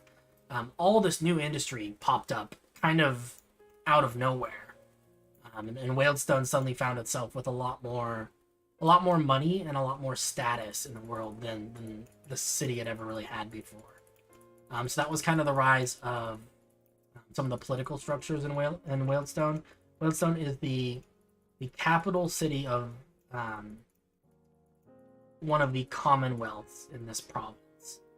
So there are a whole bunch of commonwealths. I believe there are 13 in the province of Aenoriia, which is where we are now. And Wailstone is the capital of the Commonwealth of Ectris, which is where this lake is located. And it's a commonwealth that extends kind of north-south along the lake and the river that leads out of the lake, more or less. And what has happened in Wailstone, because it's kind of become both a trade hub and kind of a political hub, is that it's given rise to a new classification of nobility. They call themselves ambarons, from the word amber and baron. It's not very creative, but essentially they're kind of like the shareholders, kind of. They're ambassadors from the various counties within the Commonwealth of Ectris, and this is kind of where they have their political offices, where they deal with the day-to-day. And so there are four ambarons who have estates within Wailstone's city limits, and they're the wealthy elite. They're kind of driving everything forward, and so it's a very interesting amalgamation of different factions and powers that all meet here in this one city. And it's a very interesting story to tell. It's definitely one that we'll end up exploring at some point, I'm sure, in the D&D campaign, because I think that it's too good of a story to pass up at this point, especially after we spent so much time on the city. So, but yeah. I'm trying to think of some other things that are interesting about Wailstone's history. So Wailstone being the capital of the Commonwealth means that the castle, we have a castle up there, and the castle is inhabited by the Duchess and her husband, the Duke. In this world, nobility titles are not like patriarchal, I guess. So they're not. So it's not the case in this world that the that between a king and a queen, that the king is always more powerful, which is kind of the case sometimes in the real world. In this world, it's just whoever, one person has the power. If you identify as female, you're referred to as a queen or a duchess or an ambaroness, I guess would be the word. And if you identify as male, then you'd be a king or a baron or a count, or whatever. So the title basically just, the fact that the Duchess's husband is not, he's more of a what's a good word? He's arm candy. Their marriage is one of political convenience, and there's not a lot of real love there, unfortunately. But the Duchess is currently having an affair with an inventor who has come to town sometime in the last couple of years. She's a human character from the human territories, so far off lands from the elven territories where we are now. And her and the Duchess have sort of a not so secret affair going on. The Duke the Duchess's husband. The Duchess's name is oh man, I don't remember off the top of my head. I have to look that up. Whalestone. Her name is Kezia Oldrastorm. These are ones I came up with last night, so I don't remember them all. But basically, yeah, there's not a lot of love lost between the figureheads here in Whalestone. But there is some interesting stories to be told, and I think it'll be fun to tell them. It does also mean, now that I've established that we've got other nobility here besides just whoever lives in the castle, we are going to have to build some more fancy estates, which means that we will eventually be building mansions, I think, probably somewhere in either within city limits or nearby. I think there's a strong possibility, depending on whether other people have any plans already. I think this area that we're clearing out now by getting rid of this this factory, I think this area might be the location of one of those estates. Although I think the building itself will be back there, and then there will be gardens or fields, and peasant housing, whatnot, that sort of thing. So that's kind of some long-term goals. See how all that plays out. The story will, gradually change, I'm sure. Love a good estate building. Yeah, I know, right? Mansions are fun to build. And I think that, I think Whalestone needs a mansion, I'm trying to figure out, we've got, there's four nobles, basically, that we have to create estates for. And I think that even though this isn't terribly realistic, I think it'd be fun if each of the little estates had like a different theme, so you can tell them apart. So this is one of them. This is, we talked about this at the beginning. This is what Puffer has been working on. This is like a sort of an observatory and factory and stuff. Maybe an area for academic research or something. And then also like, something of a mansion or something that one of the Am Barons is living there. The other three, they don't know exactly where I'll end up putting them. It's possible one of them will own this competing factory. That's a possibility. There's also a possibility we could stuff one of the estates kind of back here. That might be kind of nice. And there's also a possibility we could put one like across the lake or something. They don't all have to be physically here in Whalestone, just kind of nearby. And that also might change, there's a possibility that none of them will end up being in Whalestone, and maybe I'll scrap that idea and we'll build them elsewhere, just because they're, it's not a great amount of space here. I don't know, hard to say. But we'll figure it out, and I'm sure that when we do figure it out, it will be really cool, because it always kind of tends to be. But yeah, I think it is important for us to remember that there's a lot left to build. It feels, and we are making good progress. I don't want to downplay the amount of progress that we've made, but like this new section of map that we're building in, this new jungle area and stuff, the new world painter stuff that I've added in, there are 272 new towns in addition to all of the towns in the valley we were working on before. And at some point, all 272 towns will need to get built. So while I love that we're making great progress on Whalestone, at some point we will need to pivot on to other things. We are making some progress. Bart is chipping away at the city of Salemport along the river. And Richard and Puffer and I have been working a little bit on and off on the kind of country western frontier town of Skystead up in the mountains. That's good. And yeah, I figure these streams are kind of a good opportunity to both catch people up on kind of what we've been doing, also kind of get work done, get some of the chores done. I have a bad habit of procrastinating a lot. I'm one of those people that if I don't feel like I have a very compelling reason to get something done, it often doesn't get done until the very last second, which is bad.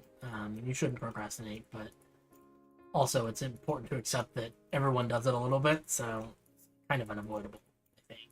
Maybe I'm just more procrastinating than most. I don't know. But these streaming is a great motivator for getting up and getting things done. Because I feel like when people are watching me, or even when there's no one watching the live stream, and when there's people who watch the VOD afterwards, it makes me feel like I have a responsibility to actually get things done. And because of that, I get more things done. Who would have guessed? It's a magical thing. But yeah, you guys motivate me. Congratulations. You're helping. You actually are. This is actually it's actually very helpful for people to come to streams and see stuff and then make comments about stuff, because it helps me figure out what kind of stuff we're doing well and what stuff we need to work on.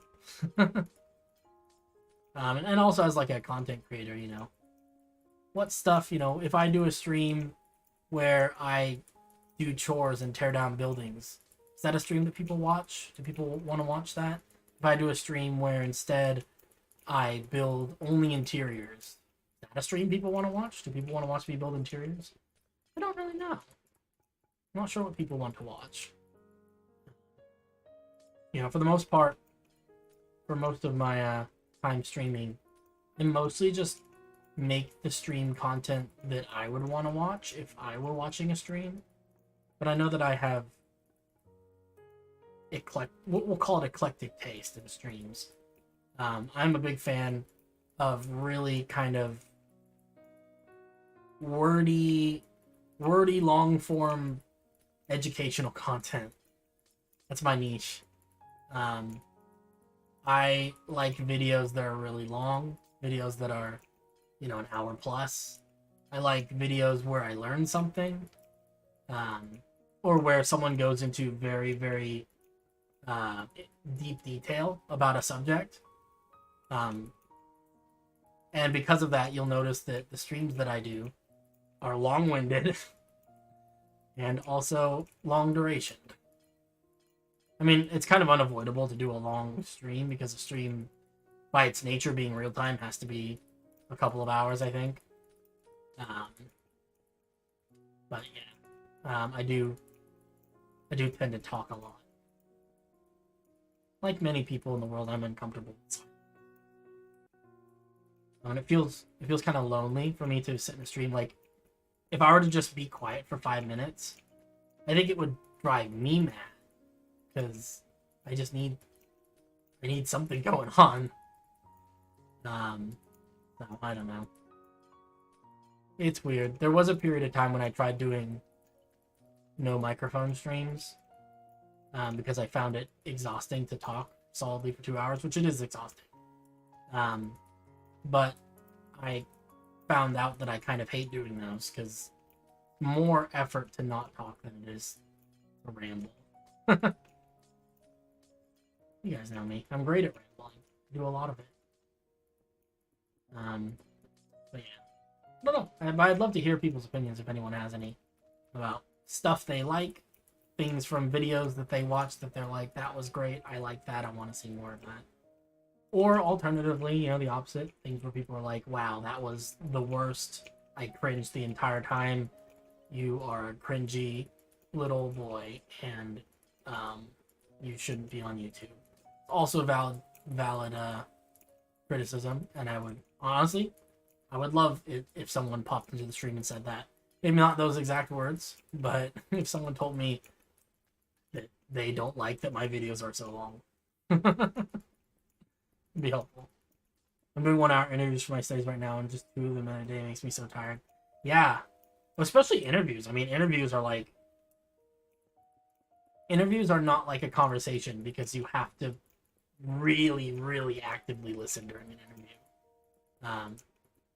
Even if it's something that you don't care about, like they're answering a question that you didn't ask, I feel like even then you have to you have to make the effort to make it seem like you are really engaged in what they're saying, because even if it's not something that you want to know and they're telling you anyway, if you act uninterested in an answer they give, then it kind of kills the vibe, and it means that the next time you ask them a question that you are interested in the answer to, they might not give you a very good answer or a very long answer, and they might shorten it because they're worried that they're boring you or something, you know? Interviews are hard. A lot harder than I think people kind of perceive them as. I think that there's this weird, I don't know, I feel like a lot of people think that an interview is just the process of asking someone questions, which it kind of is in an abstract way, but I'd also feel like there's an art to being a good interviewer and asking questions and listening actively in an engaging way, in a way that makes people want to talk more. I don't know. I'm not a journalist, but that's kind of my observations from never having done any sort of real interviews. Thanks for coming to my TED Talk. They're also expensive, so you can't mess it up. That's true, yeah. Especially depending on who you're interviewing. I mean, at minimum, you know, even if you're not interviewing someone who is like well known or anything like that, even just the time it takes to do an interview, like, you know that if you schedule an interview that lasts for like an hour, that's an hour out of your day that you don't get back, and an hour out of their day that they don't get back, you know. And if they're, you know, I mean, if they're, you know, and that's an hour of research, or an hour of, or even worse, that's an hour of their free time that they don't get back, you know. Yeah, no, I can see how that would be challenging, but also kind of interesting, you know. I like interviewing people. I like learning about people and what they do and how they think. Fascinating. There was a brief period of time before I took into consideration people's privacy where I wanted to make a video for YouTube on this channel where I just interviewed all of the builders about who they were and what they liked and stuff.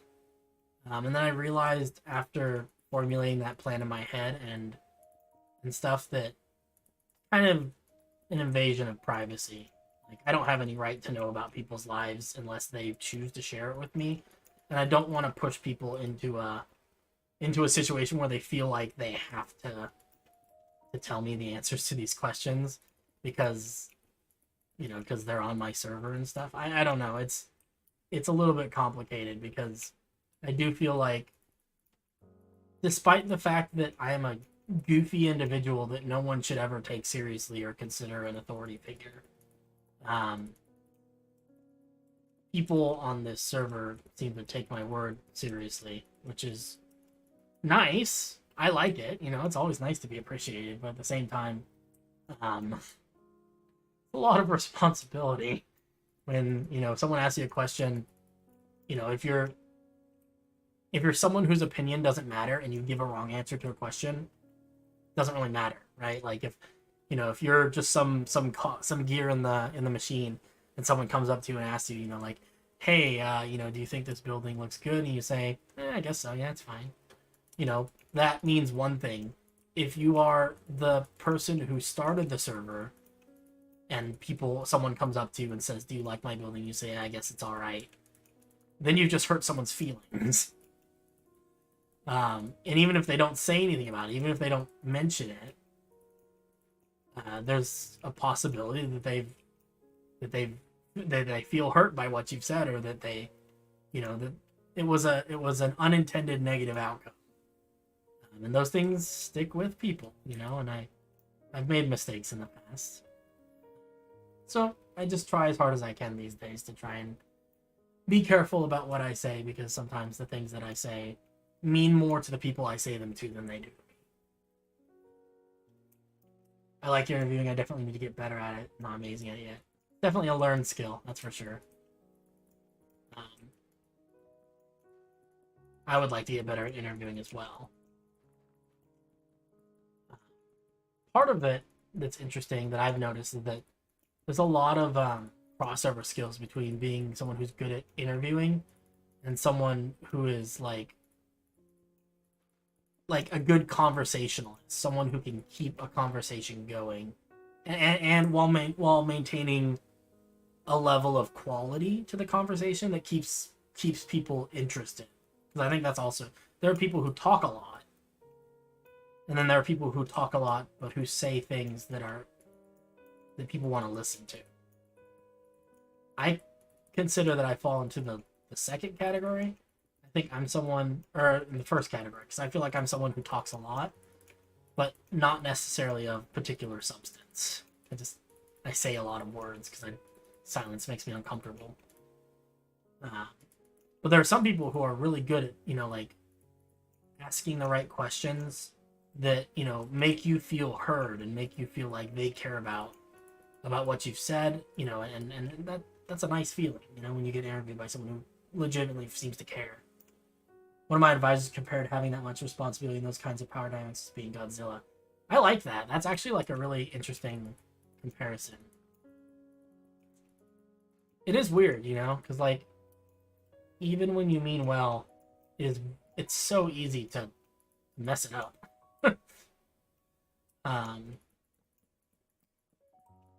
Yeah, I can't remember who it was. It was a while ago. This was like a year ago or something.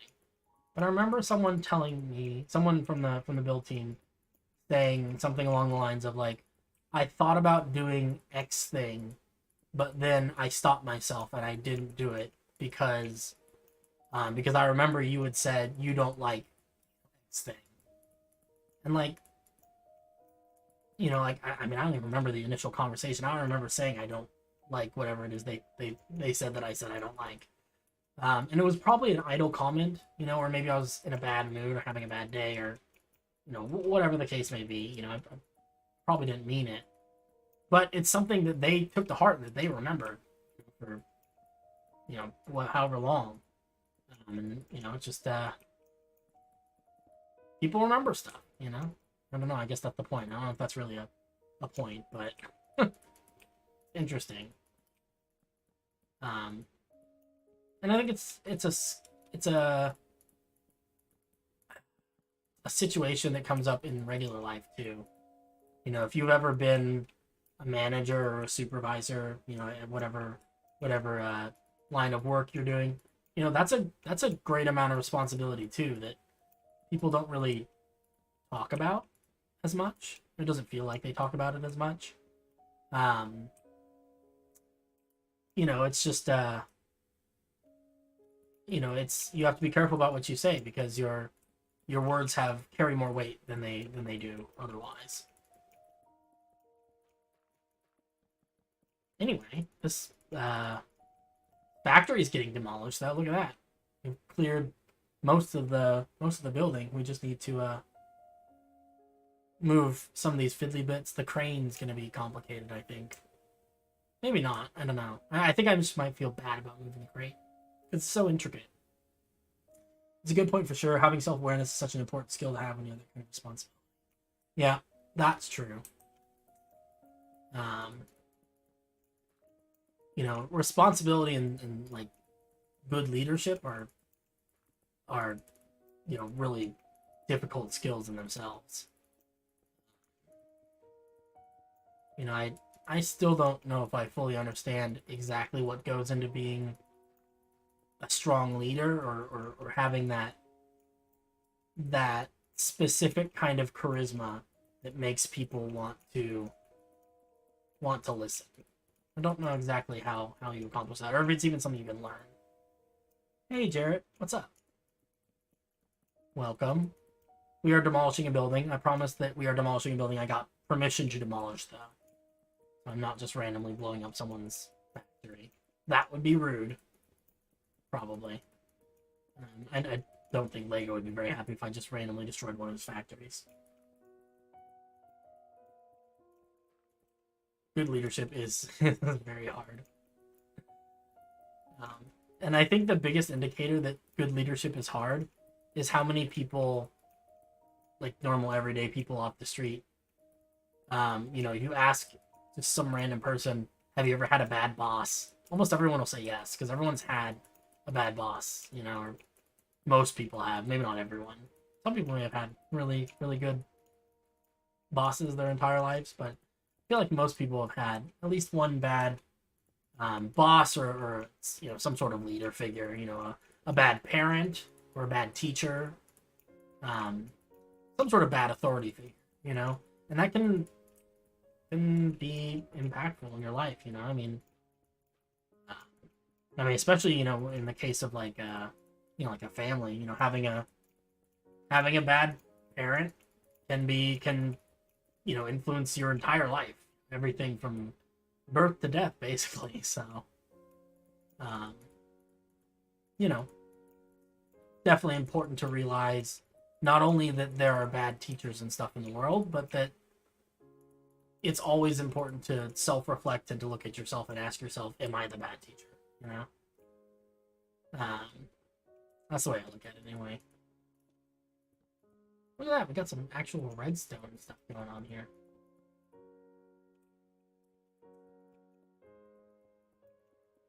There's something kind of cathartic about destroying this building one block at a time. I don't know what it is, you know what this does? This makes me want to do streams where I just make a copy of the world and I just spend like an hour just slowly dismantling a build and rambling in the background while I dismantle it. That sounds super fun. I would love to make a video like that. I don't think many people would enjoy watching a video like that, but I would love to make one. Maybe I will, you know? The other thing I've been trying to do more. I feel like I have a lot of ideas of things that I think would be fun for me to do, but I often don't do them because I'm worried that they're not things that other people would enjoy. But you know, maybe it's good to do videos that are videos that I enjoy sometimes, you know, even if other people don't necessarily like them. First of all, there have got to be other people in the world like me. There've got to be people who like the weird stuff that I like. I choose to believe that there are people like that in the world.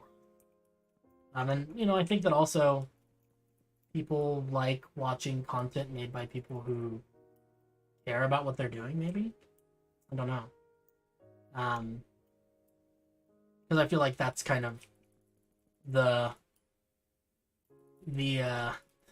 structure that is held up this entire project so far, is that we are passionate about this project, and because we are passionate about it, people are passionate with us.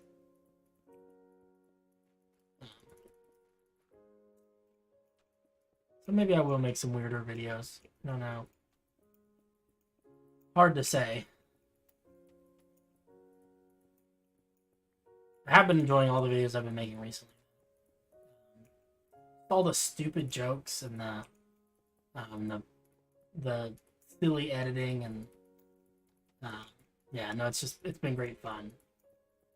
I'm learning to love content creation again, which I fell a little bit out of that. It started at some point. It started feeling like a chore, and I stopped. I started dreading having to do it. You know, it's like, you know, went from being, oh boy, let's make a YouTube video, to, oh man, I gotta get another video put out this month or this week or whatever. And I realized that the quality of the stuff I was making was suffering because of that. It wasn't coming out so nice.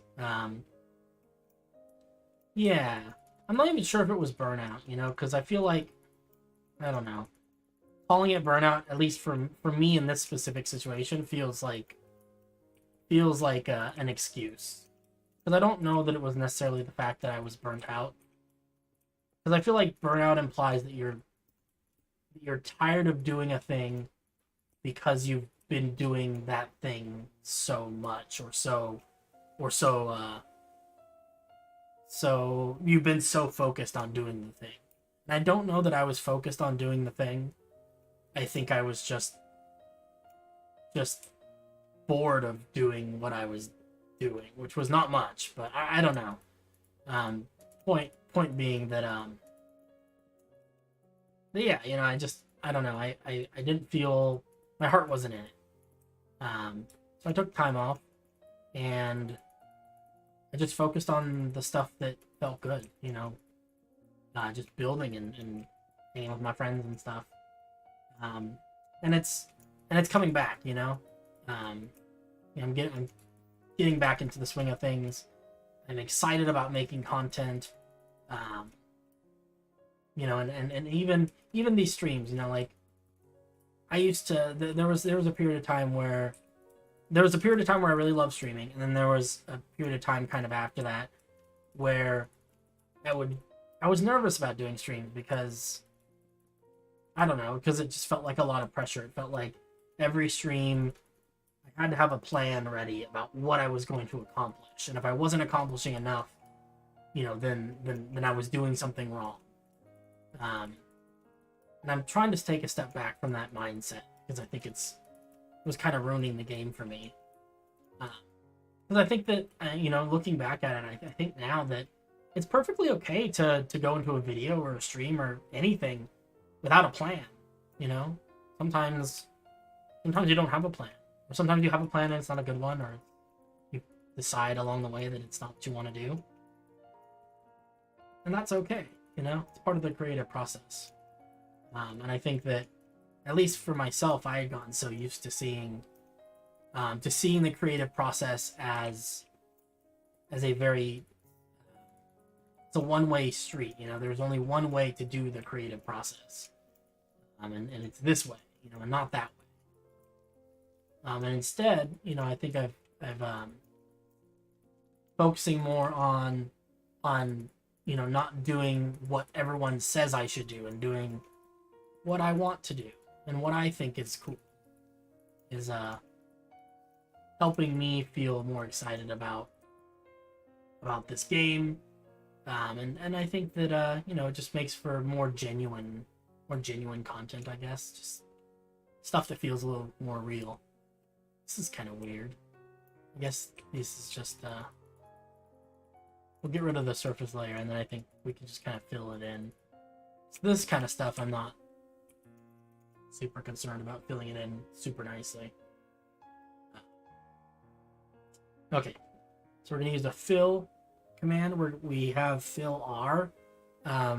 So fill without the R fills a flat plane. Fill with the R fills a sphere around you, or a sphere below you, I guess, a half sphere. So in this case, we're going to do a mixture of like mud and muddy mangrove roots and old soil, I guess. Just some of the blocks that are around here. It's like there's some rooted dirt. No, there's some coarse dirt. That's probably good enough. We just need something that doesn't stand out too much. So we're going to fill this area that I'm standing in and then area below it with this combination of blocks. And then the next argument we need to add this command is going to be a number. And that number is going to tell us the radius that we want this to spread out. So in this case, this area I'm in is not a particularly like wide hole, so we'll do a radius of like 15 just to be on the safe side. And then we need another number that talks about the radius down below us. We'll make that 20 because I can't imagine this hole is more than 20 blocks deep. And just like that, look, it's like the hole was never there. Can't even tell where it was. Unless you go underground and you see all the bits of sandstone and stuff. That's how we're going to deal with this.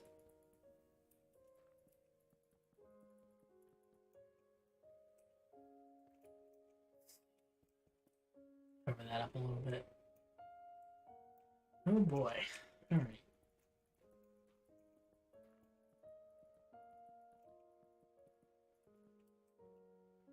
That looks pretty good.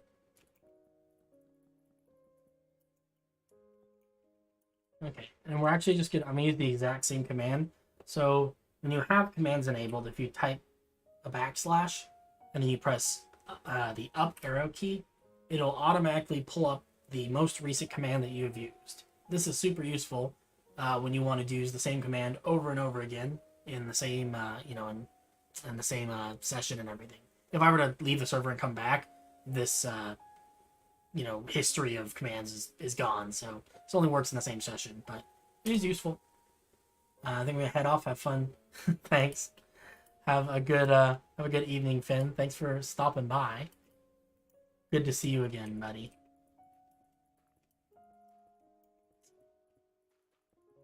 Alright, let's get rid of all these. This ground is like weirdly hollow. Like empty spaces over here. Strange.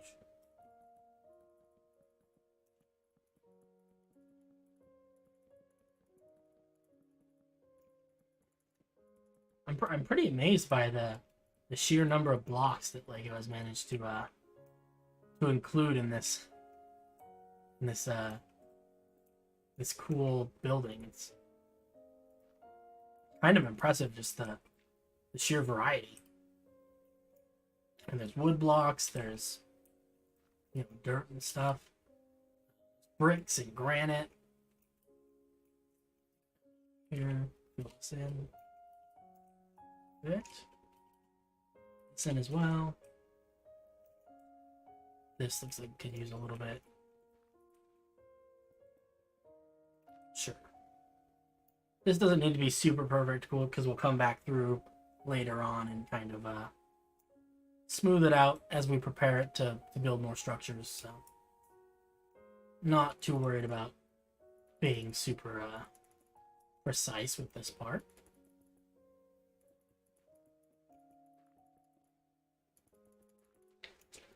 But this is good. This is one of those tasks that no one really wants to spend time doing. And it's one of those tasks that if someone doesn't take the initiative and do it, it just doesn't get done ever. It just sits like this. We've got builds like this that were like old builds that were moved to new locations, where the old ones are still sitting in their location like 2 years later. So this one I thought I'd take care of now, so that it doesn't sit here for 2 years.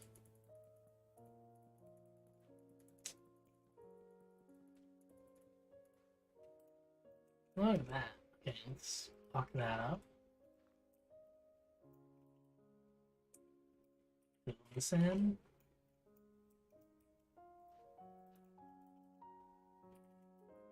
There we go.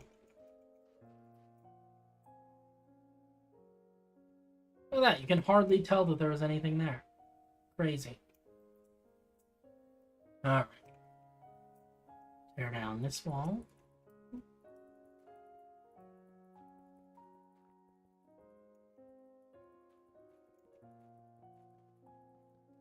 There are also some big pillars, gradient pillars, kind of behind this.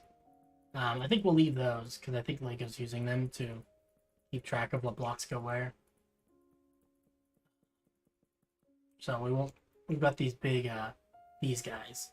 I'm not gonna move those because I think they're okay where they are. But I am just gonna move this stuff. I might leave this because I don't know exactly what all this wood is for. See you later, Canary. Thank you for stopping by. I hope you have a nice evening as well. Alright, let's get rid of the sandstone. We're actually kind of almost there. This building is shrinking fast. Man, imagine if the building process was this easy. It's always faster to tear it down. Although I don't know, if I'm doing it by hand like this, it might not actually be faster. I think there's a case to be made that, especially with commands and brushes and stuff, you might be able to do this sort of thing faster. You might be able to build it faster than I'm tearing it down via commands. That might be kind of fun. Wonder if we could organize like a competition where one person builds a structure and one person dismantles a structure, and it's like a race to see who can do it fastest. Possibly with the same structure, or like a similar structure. Maybe like a, like a, I don't know, like one person builds, builds a tree and the other person demolishes a tree. That would be kind of fun. I'm looking for ways to get the other builders kind of more involved in the content and stuff. Just because I feel like I try to give them as much, like credit and stuff as I can. It's sometimes kind of hard, and I feel like people don't get. They most of the time it just feels like the people who are helping me build, the people who are doing all the hard work, are sort of, I don't know, just they're not talked about as much as they should. They don't get the recognition they deserve. I'm looking for ways to include them more. Okay, now it's coming to the sad part. We're gonna have to destroy this very nice crane design that Lego's made. Sad. This is a nice crane. I really like it. I like the fact that it's like... Wait, oh, I can actually do this. Wait. Yeah, look. I can sit in the crane. Oh, I love this. We have a plugin on the server that lets us sit on stairs and slabs. And it's kind of my favorite. This is fantastic. I guess I should probably close the door. There it goes. Look at me in the crane. Cute. Okay, now let's get out of the crane. Alright, time to blow up the crane. It was nice knowing you, Crane.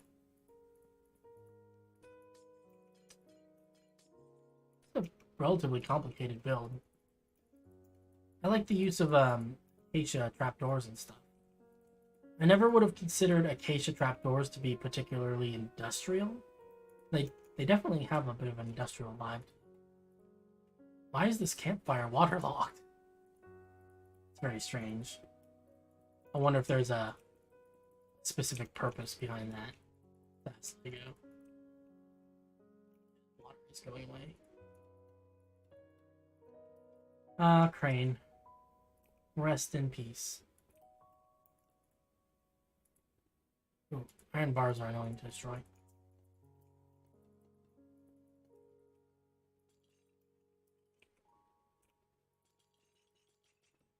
Chains are hard to destroy too. They're so narrow.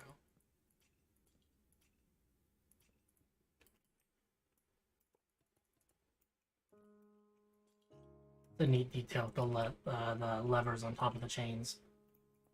Never would have thought to do something like that.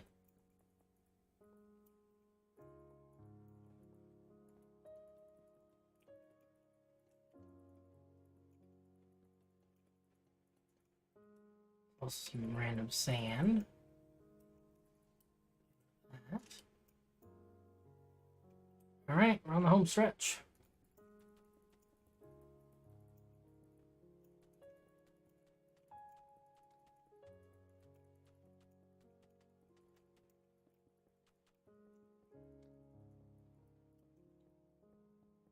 And I wonder if, probably should have done this before I started, but I wonder how many blocks. Like, I wonder how many blocks we've had to destroy in order to get rid of this, move this factory over to the new location and everything. Probably a lot of blocks. One of the many reasons I'm glad that we're not doing this in survival. Oh man, I know that there are people who do it, like there are hundreds of SMPs, thousands probably, and I'm sure that there are people who build crazy awesome stuff who later decide, you know what, I don't like it, I'm gonna tear it down. I do not envy them though, because that seems like a lot of work, and this is already a lot of work, and I'm doing this in creative mode where an instant break every block. So I can only imagine what an annoying process this must be in survival. But I suppose in survival, I know that a lot of the really big names and survival players and stuff, like people on SMPs, like Hermitcraft and stuff.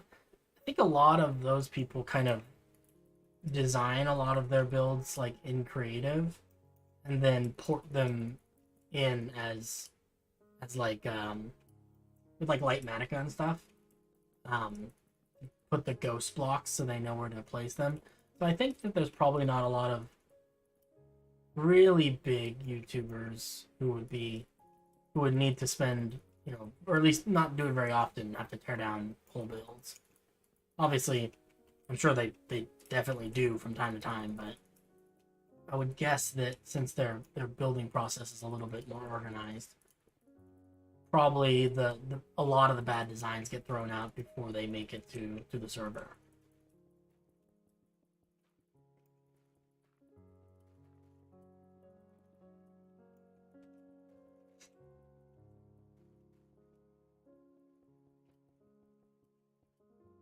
Really like this big copper smokestack. Never would have I wouldn't have guessed that copper would be a good block for that. Doesn't seem like it would be very good, but I really like that the tarnished green color. Or the oxidation.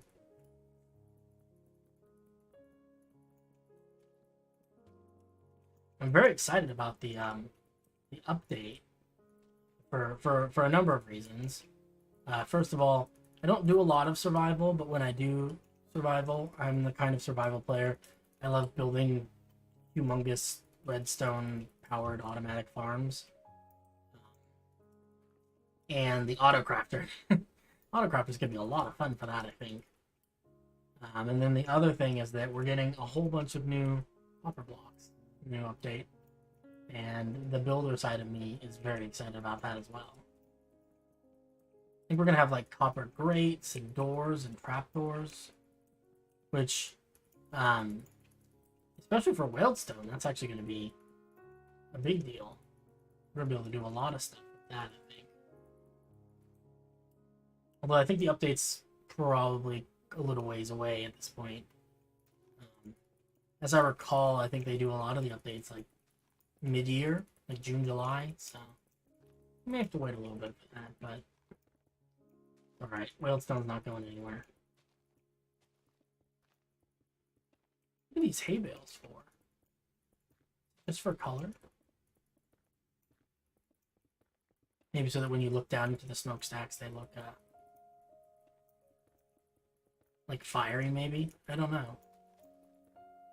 Or maybe it's like a noise dampening thing. I don't know if hay bales dampen like the sound effects of campfires or something. It's a lot of hay bales in here, though. Could just be just a scaffolding block, I guess.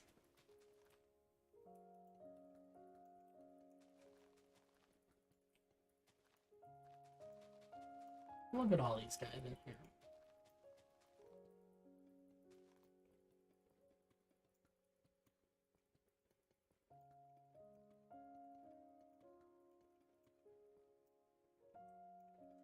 Okay. I think once we get these taken down, yeah, we just got that one little wall left. I mean, I'm actually, in a weird way, I'm actually very excited to see what this area looks like without the factory. The factory's been here for a week or so now, and I don't really remember what it looks like without the outline here. And I think it might look really nice because the castle's really pretty. One of the big reasons we wanted to move these smokestacks and stuff is that it's just such a nice view looking at the front of the castle. We didn't want to lose that.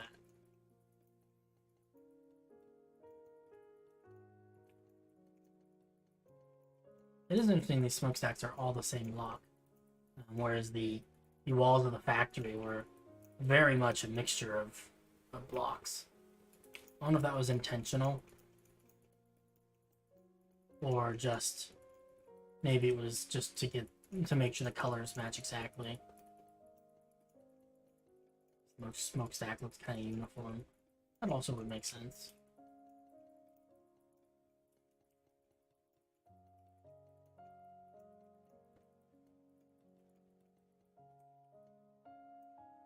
Oh boy. It's been a long week, and it's only Wednesday. Hump day.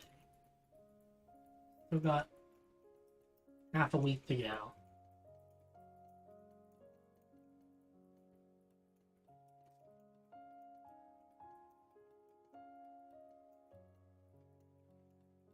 I am excited. We're coming up on February pretty soon here, and that's actually exciting because the anniversary of my of me learning to play Minecraft is February 21st or 18th or somewhere kind of towards the end of February. Can't remember the exact date. I got my start in Minecraft in 2020 during the pandemic, sometime in February when everything shut down. I remember it's weird because it's like such like I think it's partially because the pandemic has been such a stressful situation. The memory of how I got started with Minecraft is like seared into my brain. But essentially, I was at work. I worked at a casino, and I got to work one day, and my supervisor was like, "Hey, listen, the casino's shutting down. I don't know if you've heard about this COVID thing, but there's apparently like this disease going around, and they're shutting everything down. The casino's shutting down. You're getting furloughed along with everyone else who works for this company." Which was nice because we got to keep our health insurance. We didn't get fired or let go, which happened to a lot of people. But basically, they sent us home, and I had a roommate at the time who also worked with me at the casino, and we went home together. And he was like, "Well, if we don't have to work tonight, then what are we gonna do?" And I was like, "I don't know. What do you want to do? We could, watch a movie, get a pizza. I don't know." He's like, "Well, you and I have been playing D&D together. Been in your D&D campaign for a little while, and I've been playing this game called Minecraft. It's really popular and everything. And I was thinking it'd be fun if we tried to build one of your cities from the D&D campaign in Minecraft." And I was like, "Sure, I got a couple days free, I guess, because I don't know when the casino's going to reopen." I was under the impression at the time that it was going to be a couple of days to a week, and then it ended up being several years. But yeah, that he introduced me to Minecraft. I bought a copy of the game and installed it, and oh man, from that first moment loading into that world and just seeing the weird little square cows and the trees and stuff, I was in love. It was so great. And we started building a little city. Obviously, we were in creative mode, and I didn't know about any of the tools that I know about today. So no world edit, no server, no commands or anything. Just two dudes on a LAN world, placing blocks of sand in creative mode for like a week. That was what we did for like that first whole week. Just placing down sand blocks, building up a mountain for the city. It was so much fun. I just have such fond memories, because especially as an adult, for those of you who are adults already, you know what I mean, and for those of you who are not yet adults, unfortunately, you're going to find out eventually. But it turns out that being an adult means you don't actually have a lot of free time to do stuff. If you're lucky, you have a couple hours after you get home from work to, focus on hobbies and enjoy, sit in front of the TV for a little while. But this was a rare opportunity. The pandemic was a rare opportunity for us to have, a solid couple of months of just not much going on. For the first couple of months and everything, at least where I lived, things were shut down so much that even if I wanted to go get a different job somewhere, there wasn't availability. No one was hiring. There were some places obviously that stayed open, but there were fewer of those than you might expect. So for a couple of weeks, we'd wake up, eat breakfast and play Minecraft, and it's kind of magical. It kind of feels like I was making up for summer vacations, as a kid, getting to wake up and play Minecraft, because I didn't, for whatever reason, I knew about Minecraft as a kid. I just never bothered to play it, which was in hindsight, was a great mistake, missed opportunity. But yeah, it was like a vacation, Minecraft vacation. And I don't know if I'd be here today if I had not had that experience or had that level of free time to focus on a project like this and to really spark my interest. If Minecraft had been something where I'd have to come home after working, a long shift, and I had to choose between playing a video game and building a city, or getting to spend time with friends and family or eat dinner and stuff. It's a hard decision to make. So I'm glad that I'm obviously not glad that the pandemic happened, because the pandemic was bad. A lot of people died. That's bad. But I am thankful that I ended up in a situation to receive some benefit from something that was, arguably pretty bad for a lot of people. And I don't want to diminish that at all. Kind of how I got my start. I don't remember what prompted this. I don't remember why I started talking about where I started in Minecraft or why, but that's the story. It's been almost 4 years now. Fun fact, because pretty much the first thing that I started working on was this world. This world is almost 4 years old. It'll be 4 years old in March. Not sure what to do about this mud brick, so I'll probably leave that for now. Oops.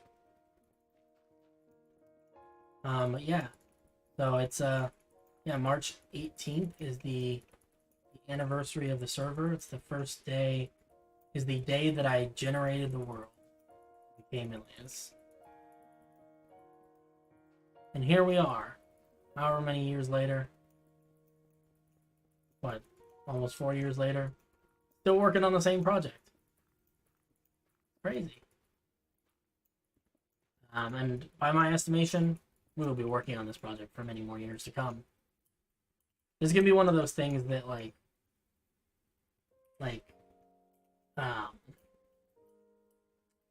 don't know,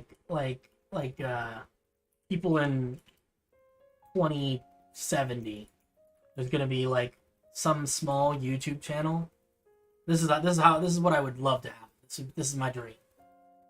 2070. Some small YouTube channel or some small content creator on whatever platform exists instead of YouTube in 2070 makes a video about dead Minecraft servers, and they find this Minecraft server and they explore it. They say, they talk about, oh yeah, it looks like the Astrophagy team finished building their fantasy continent in 2050 or whatever.